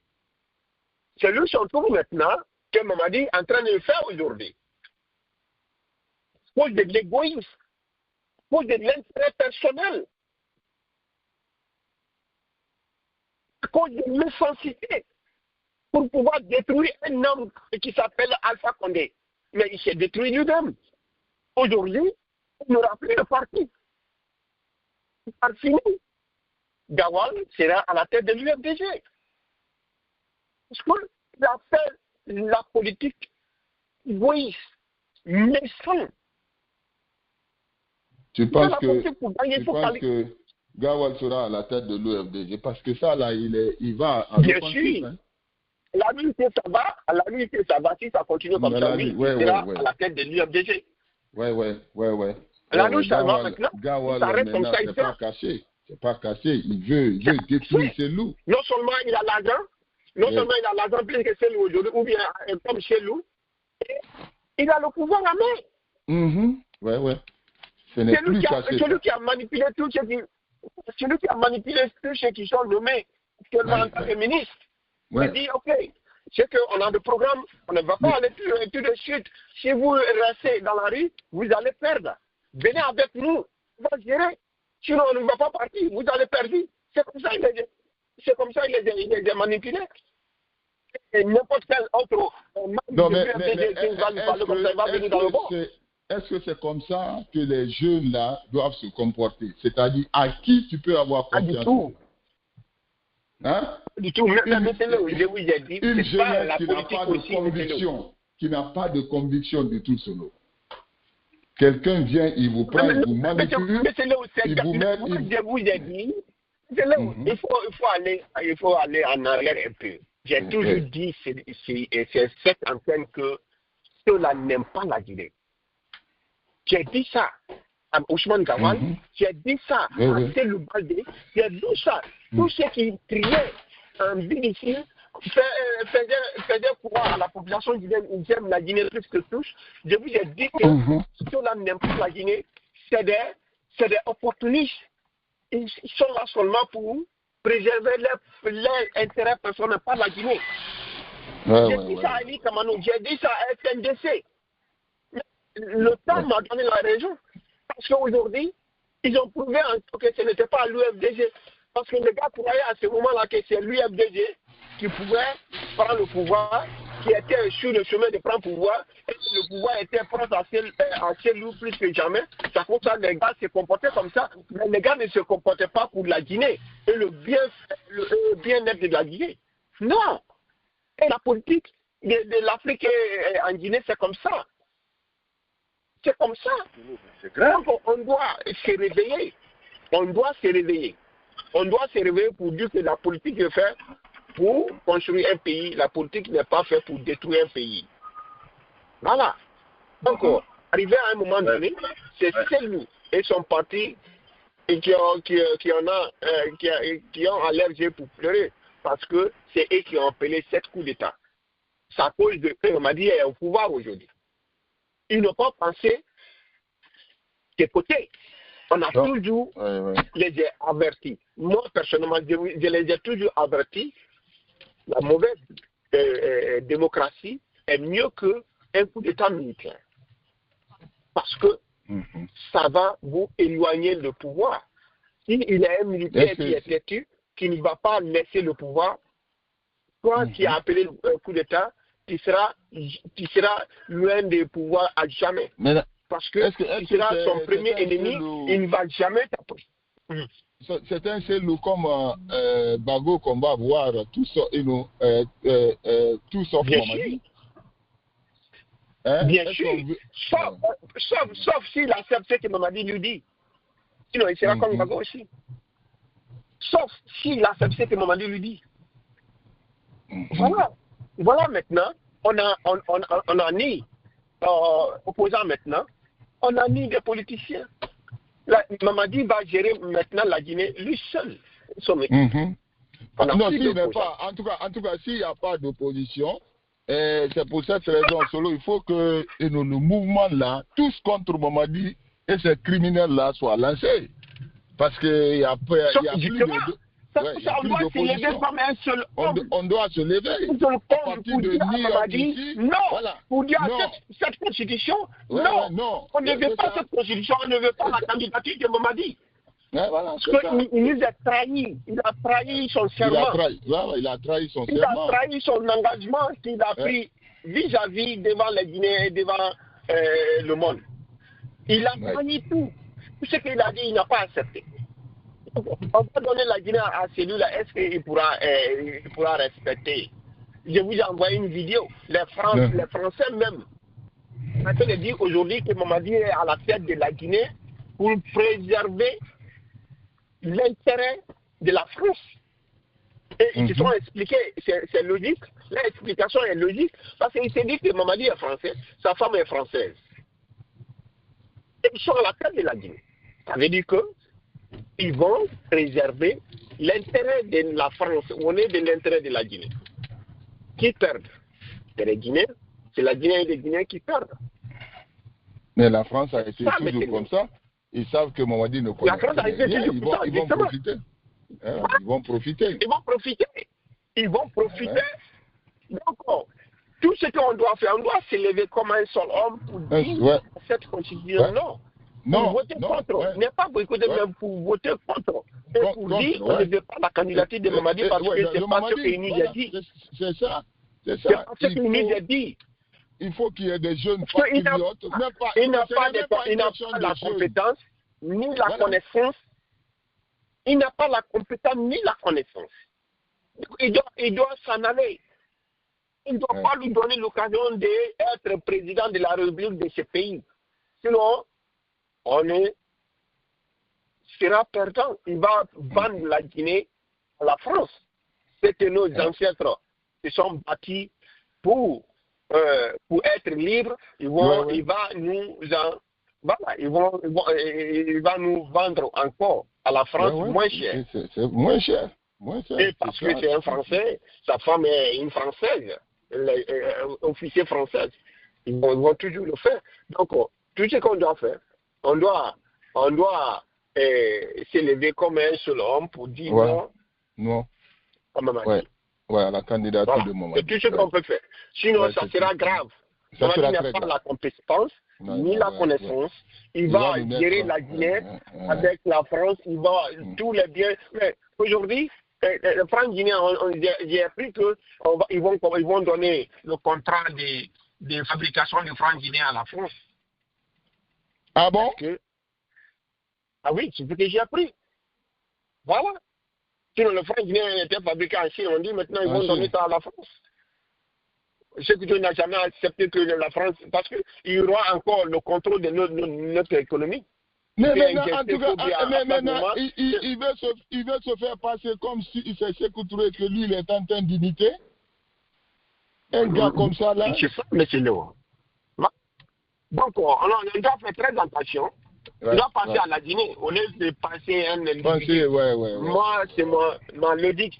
Si Mamadi était compétent, si Mamadi pouvait faire comme Alassane Djoumi, j'allais le supporter.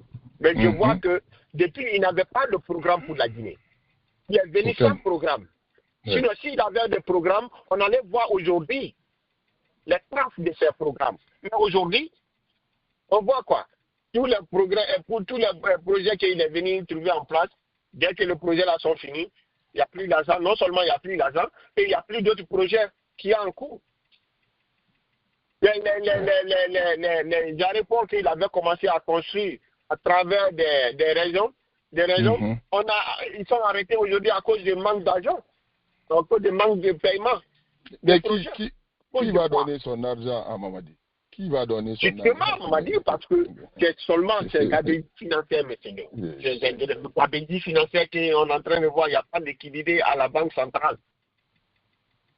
Avec ça. Et on entend maintenant qu'après les élections, c'est ce qu'ils vont amadurer les Guinéens pour qu'on vote pour. Après l'élection, le tout ira bien, ceci, cela. Mais c'est ce qu'il veut. Il veut que les gens n'aient qu'à voter pour lui. Et maintenant, quand il est président de la République, élu démocratiquement, il va faire maintenant ce qu'il veut faire à la Guinée. Et on doit éviter cela. On doit dire non à cette constitution et la candidature de Mamadi Messetou. Donc, merci beaucoup. Et je suis dans le débat.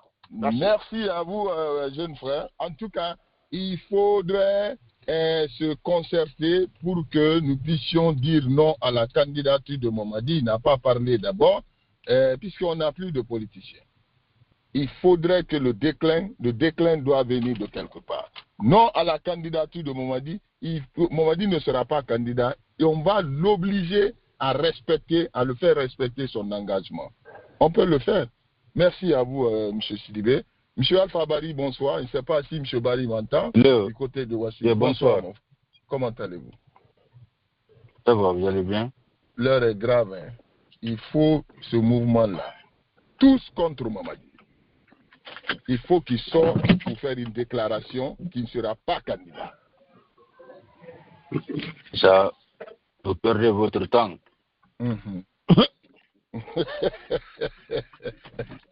donc, ah oui, il a dit la vérité. Hein? Toi, tu es déjà découragé. Il n'y a pas de découragement dans ça. Non, c'est pas question. Voilà, c'est ça.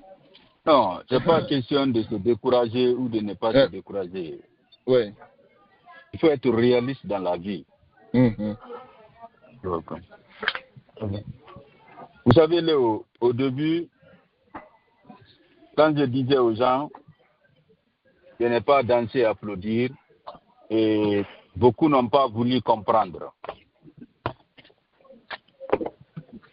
Et maintenant, là,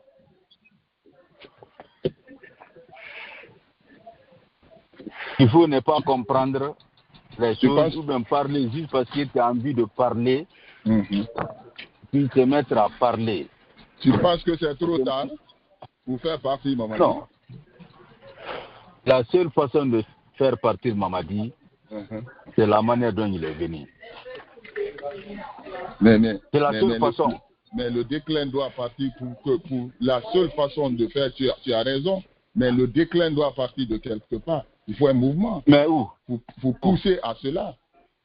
Où? Léo? Vous savez, on a un bon moyen d'être.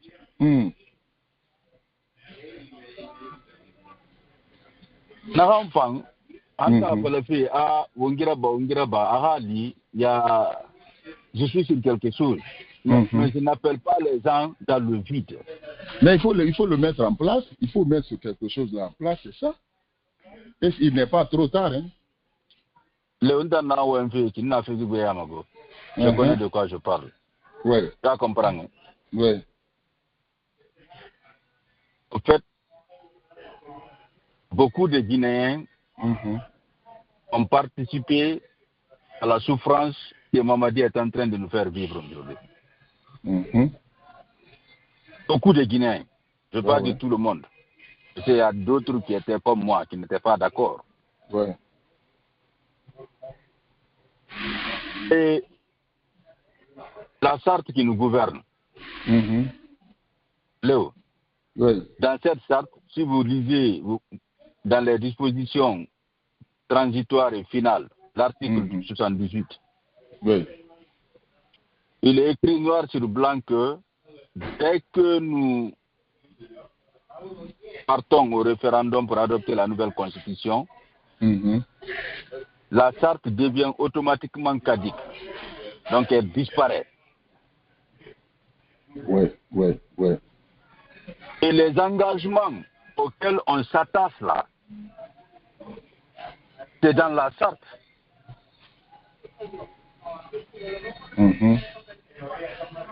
Mais ceux qui sont dans le combat politique, chacun a cherché à jouer malin.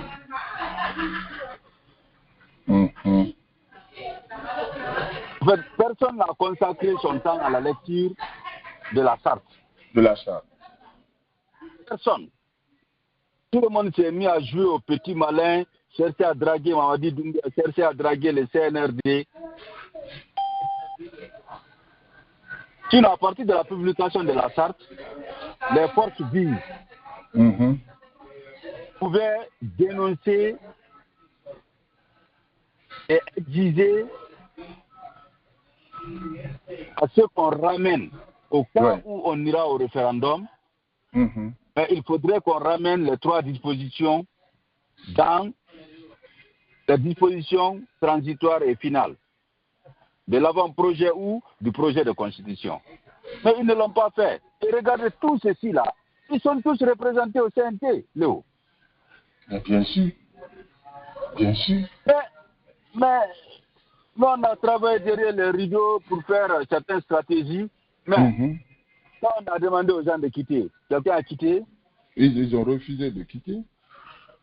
Non seulement ils n'ont pas quitté, mais les entités qui les ont envoyés là-bas ne les ont pas sanctionnés aussi.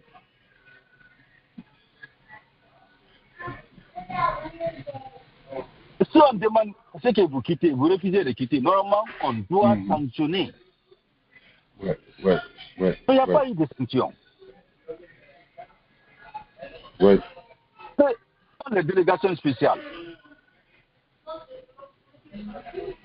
Pour mettre en place une délégation spéciale, il y a toute une procédure judiciaire. Il y a toute une démarche juridique et administrative. Mais Mamadi a décidé comme ça, il a chassé tout ce qu'il ne voulait pas, tout ce qui n'était pas d'accord avec les pratiques meurtrières et corruptives du CNRD, ils ont enlevé. À côté de ça, on dit, on évalue les partis politiques. Moi, je viens vous évaluer, même moi, je ne suis pas en règle. Je viens vous évaluer et puis, tout le monde, les gens s'accommodent à cette évaluation. On est en train de blaguer avec... Bien sûr, Léo. La situation est grave. Nous, on a vu ça venir très longtemps. C'est pourquoi... Mais maintenant, il faut chercher là une solution. Non, Léo, là où on est là. Là où on est là. Il ne faut pas donner la chance à Mamadi de pagailler. Parce qu'il ne pourra rien. Non, ça, toi, tu vois qui, même les dernières manifestations qui ont été projetées en Guinée. Vous avez vu quel responsable de la société civile ou des partis politiques qui est sorti. On va le chercher, le mettre devant. Ok, donc nous on vous observe. Mais ce qui est vrai... On va les obliger. C'est ça qu'il faut maintenant. On va les chercher et on va les obliger de se mettre devant, de faire le boulot. Parce que si on ne le fait pas, on va perdre encore 4 ans ou 10 ans comme autant de comptes. Le pays là n'ira nulle part. Léo, toi tu parles de 4 ans. Tu vois Mamadi Doumbouya et son groupe là. Tant que les gens là vivent, ils vont rester à la tête de ce pays. Oui. Oui. Il n'y a pas question de 4 ans ou 3 ans ou 5 ans ou 10 ans ou voire même 14 ans. Non. Alors, le gars la vie, tant que le gars la vie, il va rester là-bas. Wow. Donc, faut pas qu'on se lève.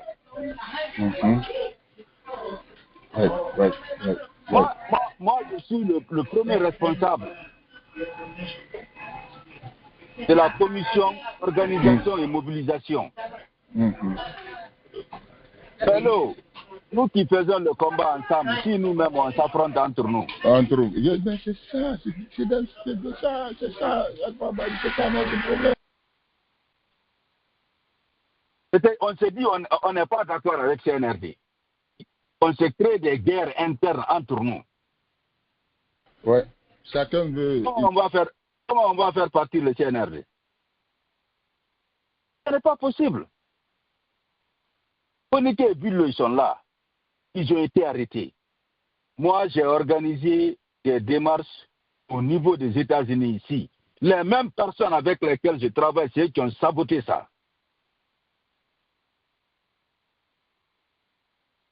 Parce que Fonike, ça ne les intéresse pas. Ce n'est pas leur problème.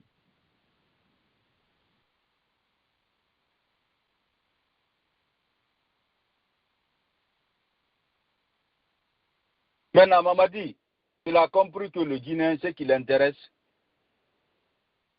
c'est d'appartenir au cercle des mangeurs. C'est ce qui intéresse les Guinéens.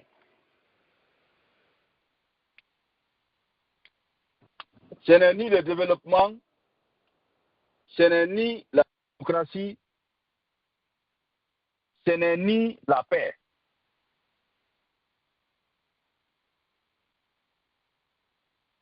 Tu m'entends? Oui, je t'entends, Alpha.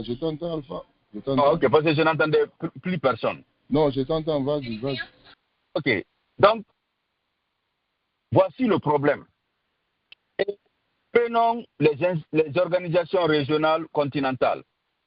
On prend, par exemple, la CEDEAO. Qu'est-ce que la CEDEAO a fait pour ramener Mamadi sur la raison?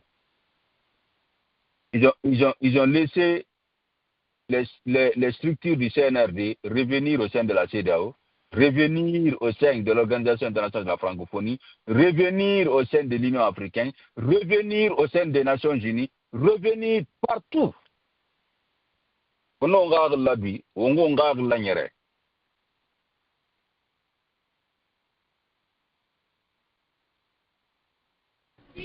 Oui, Alpha, prenez l'avant-projet. Prenez l'avant-projet de la nouvelle constitution. Parce que moi, je suis quelqu'un qui partageait quand même beaucoup de choses. Mais avec le projet de constitution, il faut être bête pour refuser de voir les choses, pour ne pas comprendre que tout ça là a été fait pour sécuriser le pouvoir de Mamadi Doumbouya et ses complices. Regardez tout ce qui se passe dans le pays. On parle de vulgarisation d'un projet. Ce sont les ministres, ce sont les directeurs, ce sont les secrétaires généraux, ce sont les chefs de cabinet. Et eux qui partent chacun dans leur sous-préfecture, dans leur préfecture, dans leur région, pour aller parler de oui. Du vote, hein? Parce qu'il y a la différence entre vote et vulgariser un texte. Voter un texte et vulgariser un texte. Il y a une très grande différence. Ouais. Maintenant, ils partent partout. Est-ce que vous savez pourquoi ils le font? Parce qu'ils veulent se vendre à l'international. Et faire croire à l'international que tout le peuple est derrière leur projet, leur programme. Et regardez les partis politiques. Traditionnellement considérés comme majoritaires. Parce que là, on va parler de la tradition. Ouais. Maintenant, on ne va pas dire tel parti est grand, tel parti est petit. L'architecture a changé. Dans le gouvernement aujourd'hui, le Premier ministre, c'est qui? C'est quelqu'un qui est venu de l'IFDG. Mais bien sûr. Le porte-parole est venu de l'IFDG. Bien sûr. C'est le qui est venu de l'IFDG. Voilà.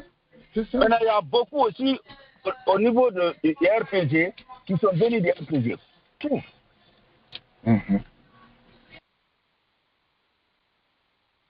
Vous allez dire maintenant que les gens là, ils ne vont pas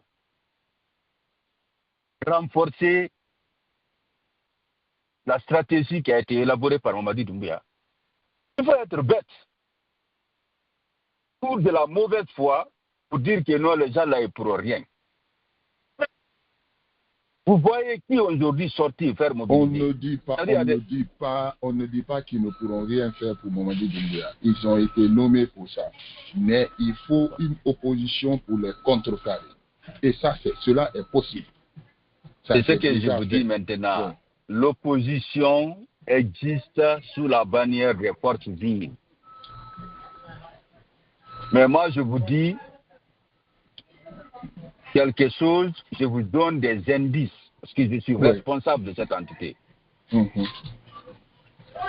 fait, on ne peut pas faire un combat si nous-mêmes, on n'est pas d'accord. Des combats entre nous. Ouais. Ça, je suis d'accord. C'est pas possible. C'est pas du tout possible. C'est ça le problème clé. C'est ça le problème essentiel. On n'est pas d'accord. Ça veut dire qu'on va créer. Déjà, il y a un mouvement qui existe. Il y a les forces vives. Tous ceux qui se disent qu'ils ne sont pas d'accord, mais c'est de venir s'affilier à cette structure qui existe déjà, travailler. Mais ce n'est pas ça. Chacun se bat pour son intérêt. Ouais. C'est la barrière. Alors, mais Alpha Barry, comment tu vois le remaniement là rapidement parce qu'on n'est plus par le temps. Monsieur Bangoura, le remaniement là. Ça, c'est pas remaniement. Ça, c'est juste augmentation du suffrage des complices du CNRD, des acteurs de la confiscation du pouvoir. Mais tout le monde. Mais tu sais, quand j'ai vu, parce que tu avais dit ici la fois dernière qu'on devrait s'attendre à beaucoup de surprises dans les mois à venir. Non. Et moi, je ne voyais même pas ça. Il y a beaucoup de choses.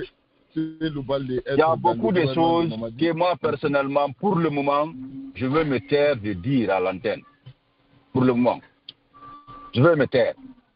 Mais ce qui se passe là, pour beaucoup de gens comme moi là, ce n'est pas une surprise. Hein. J'ai dit ici très longtemps que beaucoup de masques vont tomber. Mais ouais. Ça fait très longtemps. Quand tu avais dit que les masques vont tomber, on devrait s'attendre à beaucoup de choses. Moi, je ne voyais pas le remaniement, c'est Loubal être et d'autres dans le gouvernement de Bobadi. En fait, c'est ça. Léo, regarde ce qui se passe. Ces gens-là, ce n'est pas lui seul, hein. D'autres vont venir. Alpha, c'est pas fini d'abord, hein. D'autres vont venir. J'ai peur. D'autres vont venir. Les gens là partaient dans les coulisses avec le CNRD par le canal de Ousmane Gawal, parce que c'est lui le parrain de cette situation. Wow. Mais il s'est cassé. Et quand cela a été constaté, avec les prises de photos et la publication de ces photos, la décision a été prise maintenant de les remplacer. Mais, qu'est-ce que beaucoup disent? Oh, on les a sachés du parti, on les a enlevés. Beaucoup se lancent dans des sujets qu'ils ne maîtrisent même pas. Ouais. Ils ont provoqué une situation. Qu'est-ce qui bloque? On dit le Congrès est bloqué par les réformateurs. Mais quel réformateur? Déjà, tu as dit que Doumbouya, c'est ton candidat.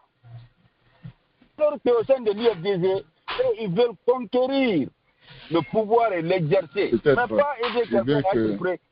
il se bat pourvu que Doumbouya soit à la tête, le représentant de l'UFDG. Mais Léo, oui. Si tu déclares officiellement et tu veux que telle personne, toi tu te bats pour que telle personne soit candidat, mais pourquoi encore tu vas t'attacher encore à une structure? Tu ne partages plus. Vous n'avez pas la même vision, vous n'avez pas les mêmes programmes, vous n'avez pas les mêmes objectifs. Les textes régissant le fonctionnement de la structure, tu ne les partages plus. Vous voyez? Oui. Donc, beaucoup d'autres vont partir encore. Ce n'est pas eux seulement. Hein. Ah oui. En tout cas, moi, je suis convaincu qu'on pourra faire quelque chose d'ici le mois de septembre pour contrecarrer ce régime-là par rapport à la candidature de Mamadi. Il ne faut pas que Mamadi soit candidat. Oui. On a commencé à travailler sur les préparatifs concernant l'Assemblée générale de l'ONU. On va ouvrir ses portes et fenêtres le 10 septembre 2025. Et selon les dernières informations dont je dispose, l'année-là, le meurtrier, le traître, l'illustration de l'inconscience viendra représenter la Guinée. Donc il faut se préparer en conséquence. Celui qui conduira la délégation guinéenne. C'est une très bonne occasion. Le meurtrier, Mamadi Doumbouya. Donc, les Guinéens de la diaspora, que ce soit aux États-Unis, que ce soit en Europe, que ce soit en Asie, même en Afrique, qui, de manière sincère, pas démagogique, se disent ne pas être d'accord avec la propagande au niveau de notre pays. Nous invitons tous et toutes de venir s'associer à cette démarche. Ça, c'est une très bonne occasion. Ça, c'est une très bonne occasion pour nous réactiver tous ces mouvements-là avant l'arrivée de cette délégation, pour les foutre la merde aux Nations Unies, pour montrer à l'opinion internationale que les Guinéens ne veulent pas de Mamadi, la candidature de Mamadi. Et ça, c'est une très bonne occasion à ne pas louper. Alors, M. Barry... Nous travaillons sur ça, Léo. Mais ce qui est sidérant, c'est-à-dire qu'il y a des gens parmi nous qui prétendent être avec nous, mais qui constituent des blocs d'espionnage, c'est-à-dire la 5e colonne. Il faut les identifier. Au niveau des États-Unis ici. Mais nous allons régler les comptes de ces gens-là. On va régler leurs comptes. Oui, tout à fait. Ils sont déjà identifiés. Identifiés. Mais nous réglerons leurs comptes. D'accord. Celui qui décide de joindre le CNRD, il n'a qu'à partir de là-bas et défendre le programme du CNRD ou l'esprit du CNRD. Mais un pied dedans, un pied dehors, on va couper ta tête. Ce n'est même pas les 2 pieds. C'est la tête qu'on coupe. Des fois, moi, je vois c'est que Mamadi qui est bête avec son régime. Ces gens-là vont profiter au maximum. Hey, venez, après ça, nous, on ne croit pas ceci, vous serez ministre dans ce pays-là, hein, parce que les choses vont changer. Il faut profiter avec Mamadi, sachant qu'ils ne pourront rien faire pour eux-mêmes, pour le pays, rien. Ils se créent des problèmes seulement. Des jeunes... Non, vous voyez... disons, la première ordonnance qui a été prise par le groupe des confiscateurs du pouvoir, l'ordonnance qui date du 16 septembre 2021, qui est venue proroger, c'est là on parle de prorogation. Une prorogation dans le développement juridique, administrative et bilatérale, c'est de dire aux Guinéens que tous les traités, conventions au niveau international, à la date du 5 septembre, restent en vigueur.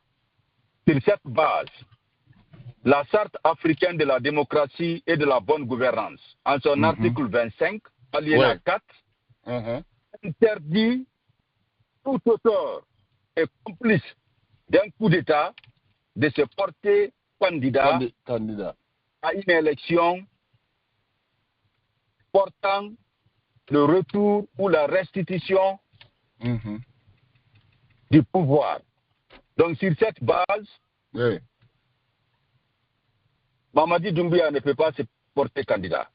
Ah, en tout cas, il faut faire vite, hein. Il faut faire vite parce que la manière dont il ne peut pas se porter candidat. Vous voyez, il y a l'Union africaine qui a envoyé une mission tout récemment là. Ok, je m'arrête là. Mais ce qui reste clair, il faut que ceux qui veulent nous faire croire qu'à travers le projet de la nouvelle constitution, où on parle de candidature indépendante, il y a une possibilité pour Mamadi et ses acolytes, les cafards qui l'entourent, qui peuvent se porter candidat. Ce n'est pas vrai du point de vue juridique. Ce n'est pas du tout vrai. Il ne peut pas se porter candidat. Et j'ai donné l'article. Ceux qui sont curieux peuvent aller vérifier. C'est l'article 25, alinéa 4 de la Charte africaine de la démocratie et de la bonne gouvernance. C'est bon. D'accord. Merci à vous, M. Barry. En tout cas, le message est passé. Moi, je suis parmi les gens qui nous partagent votre avis par rapport à la candidature de moi. Alors, on va se retrouver demain. Je ne sais pas si Bidjalo veut ajouter quelque chose rapidement avant de fermer ce débat. On se retrouve demain dans l'émission Le Grand Débat. On va suivre l'évolution des choses. On parlera de l'inondation demain, puisque c'est grave. C'est Mamadi qui nous a dit, Alpha Bari, qu'il pouvait nous faire quelque chose pour la Guinée. Aujourd'hui, la Guinée est dans l'eau, se trouve complètement dans l'eau. Et la situation, elle est très grave. Demain, on parlera de ça. On va avoir un invité qui va venir nous parler de la vraie situation. Il y a des choses, il y a des non-dits, il y a des choses qu'ils n'ont pas dit. Mais demain, on aura un invité. Suivez vos notifications avant le débat. On saura qui nous sera l'invité, puisque quelqu'un nous a appelé que la situation est très grave. Et si rien n'est fait, et c'est le gouvernement qui est pointé au doigt, ils n'ont rien pour aider ces victimes-là. Rien. Ils ne s'occupent que des remaniements. Au moment où la Guinée-Conakry était en train de se trouver dans l'eau, eux, ils parlaient de nos Lobandé, nouveaux remaniements, les nouveaux personnes qui ont intégré le gouvernement. Mais est-ce que le Guinéen voit la gravité de ce qui se passe? En fait, c'est ça. Merci d'être venu. Je ne sais pas, Bidjalo, bonsoir. On m'a donné quelques minutes à Bidjalo. Bidjalo, bonsoir. Alors, si Bidjalo est occupé, Sissoko, vous avez fait une dernière analyse. On se retrouve demain à partir de 18h, à la même heure. Et puis, on va continuer. On va faire des recherches sur l'inondation Sissoko. Demain, on va décortiquer l'inondation là demain en fond en comble. Il paraît que la situation est grave. Peut-être Bondi sera là. Il est en train de signaler qu'on a fait actuellement pour voir, parce qu'il y a des non-dits demain. On rentrera en détail par rapport à cette inondation-là qui se passe à Conakry. Il paraît que ce n'est pas à Conakry seulement, hein. C'est sur toute l'étendue du territoire. Merci d'être venu, M. Sissoko. Tu as l'antenne. Oui, M. Bangwa, merci pour le débat. Hein. Je salue tous les Guinéens, les jeunes qui ont intervenu sur la radio. Oui. On est malheureux. Nous, les Guinéens, on est malheureux. Dieu nous a tout donné, M. Bangoura, mais on est le plus malheureux parmi les Africains. C'est malheureusement, c'est une réalité. Regardez ce qui se passe dans notre pays. Les gens là, ils sont allés à Alpha Condé, ils ont dit qu'ils sont capables de résoudre le problème. Regardez, ça fait 4 ans, cette jeune la situation des Guinéens ne font que s'aggraver. s'aggraver de l'année à l'année. Il y a des problèmes, ça ne finit pas, M. Bangura. Il y a une catastrophe naturelle. Au lieu l'État de s'occuper, de mobiliser l'armée pour aller aider les victimes, ils se mettent ensemble pour faire des conseils de ministres. Et présenter Selou Baldé, c'est ça qui va résoudre le problème de Guinée. C'est triste ce qui nous arrive. C'est ce qui nous arrive. Mais qu'est-ce qu'on peut? C'est un peuple qui a démissionné. Oui, un peuple qui a démissionné. Ils sont contents d'avoir un peuple qui a démissionné. Selou Baldé dans leur groupe. Celui qui disait hier, monsieur le président, mandat 3 il disait ça, je suis même, que la tradition mandat Mara. Selou Baldé qui disait cela. Que tradition mandat Mara. Vous comprenez? C'est le même Selou Baldé qui dit aujourd'hui que Mamadou Douma c'est un modèle. C'est un exemple. Regardez. Ah, la Guinée-Ca. Parce que Mboudi, à quoi de Mboudi? Tanko de Mboudi. Compris? Monsieur Sissoko. Oui, Alpha, mon jeune frère Alpha. Vous voulez quoi? Il a changé de cas. Alors, on a vraiment Aworo Amamadi, Amanda, monsieur le président, transition Manda Mara. C'est pas Manda, hein? Aujourd'hui, il prend l'exemple de laquelle Mamadi, c'est un bon exemple. Parce qu'il a réussi sa voiture de mission en tant que ministre, il a réussi le prix du carburant. Donc il est content. Oui, il est content. Ils ont présenté. Mais est-ce que ces gens-là peuvent regarder Selou Baldé dans les yeux? C'est-à-dire. Non, tu sais, le problème de Selou Baldé, M. Bangura, Selou Baldé, il s'est très mal. Son entourage n'était pas bon. Il s'est très mal entouré. On a toujours dit l'ennemi de quelqu'un n'est pas loin. L'ennemi est toujours proche de toi. C'est ça qui est arrivé à Selou Baldé. Tout ce que les jeunes de Selou Baldé a poussé à les faire montrer, ils sont devenus aujourd'hui l'ennemi de Selou Baldé. L'ennemi, au nom de Dieu. C'est ça qui est arrivé à Selou Baldé. Il s'est très mal entouré, M. Bangura. Très mal entouré. Très mal entouré. Et c'est ça, ils sont en train de payer le prix là, aujourd'hui. Aujourd'hui, tous ces éléments. Il risque même le gars là que vous venez de citer là. Alpha, le frère d'Alpha Barilis, même, on va le faire quitter l'UFDG aussi. Hein. Comment il s'appelle là? Comment il s'appelle là, non, là? Le frère d'Alpha Barila. Celui qui est. Celui de Kilia là. Ableva. Non, lui, il ne partira pas. Il ne partira pas. On a dit les autres là ne partira pas. Non, lui, il ne partira pas, je vous rassure. Alpha Bari, Selou Baldé. Il a pas ce que Selou Baldé n'a pas dit. Il a critiqué. Lui, il parlait, mais on n'avait pas confiance en lui. Il parlait. Ah, Mboudi, et voilà Mboudi Massabe. Alpha, et voilà Mboudi Massabe. Mboudi. Donc Mboudi va la gagner. Quand même, lui, il ne partira pas. Hein. Ça, je vous rassure. Je peux vous garantir ça. Ah oui. Ah oui. Lui, il ne partira pas. On va l'inviter le dimanche. Je vais lui poser la question si vous voulez. Il va répondre. Non,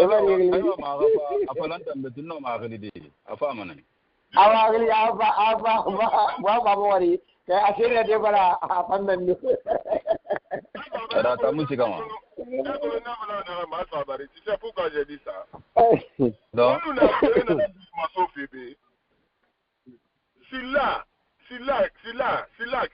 Alpha Condé est ministre des Transports. Avant qu'il ne soit ministre, avec tout ce qui s'est passé, on l'appelle, on dit, Nentara, Obimbasiga, Alpha Condé, il dit non, moi je ne vous abandonnerai jamais.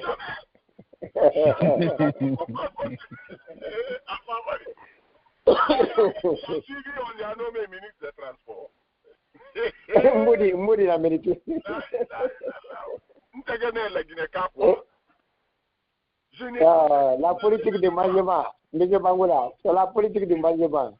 Non, M. Bangoura, le départ de Cellou, ça ne nous surprend pas, nous. Hein. Cellou Balé. Ah. Moi, j'en ai confiance à lui. Non, ça ne surprend pas. Voilà. Alpha, on avait confiance à ce monsieur-là. Parce que vous avez ma colonne. Voilà.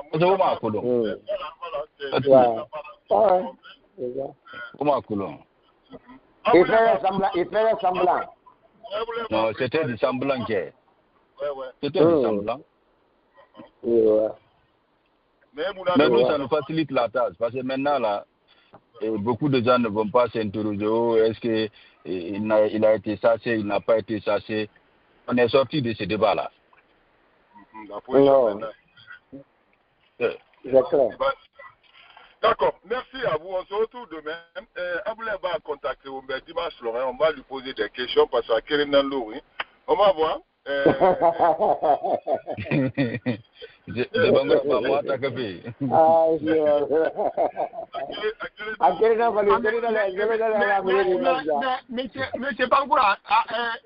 Monsieur Bangoura, Ablaïba aussi a été nommé. Non, on veut mettre main sur lui aussi. C'est ça.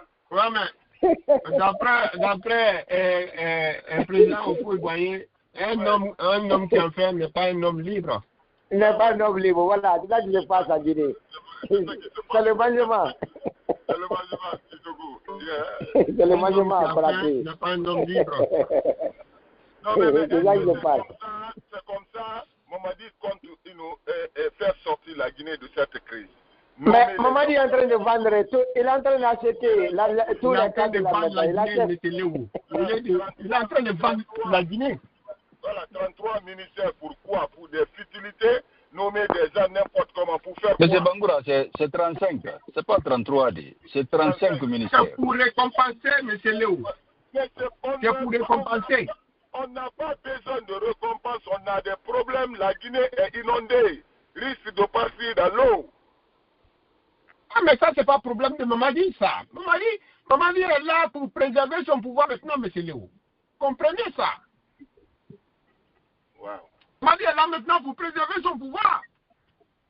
Tout ce qui va, il s'en fout, sinon il n'avait pas besoin de nommer des Cellou Baldé, l'équipe de l'UFDG. Maintenant, il a vu que s'il ne fait pas ça, on va pas, il ne restera pas tranquille dans son pouvoir.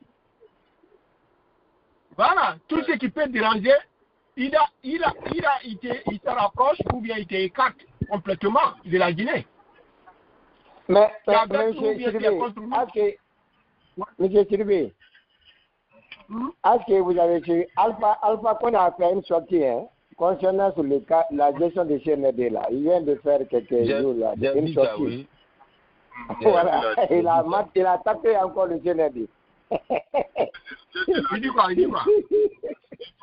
Non, on parle de l'incompétence là. Le pouvoir est fini, l'incompétence de la gouvernance du CND. Voilà, c'est ça il est en train de parler. Alpha Condé, le vieux, notre papa. Ah ouais. Non mais Chicheko, vous savez très bien que Alpha Condé, en tant qu'il a le souffle, il ne va pas le laisser tranquille. Non, il ne va pas. Ouais. Là, voilà, parce qu'ils sont venus mettre son travail dans l'eau. La caisse guinéenne était remplie. Les gens là sont incompétents. Ils ne connaissent rien, ces gens-là. C'est ça la gravité. Je ne sais pas si les Guinéens comprennent ou cette jeunesse. Et regardez, monsieur, regardez, le gars qui a été nommé comme ministre des Travaux publics, il était directeur général de la SEG. Il a été limogé par le décret de Mamadou. On prend encore un décret pour nommer le même monsieur encore. Qui n'a pas donné le résultat. C'est quoi Alaï Kamara? Il a payé la... Mais c'est pas...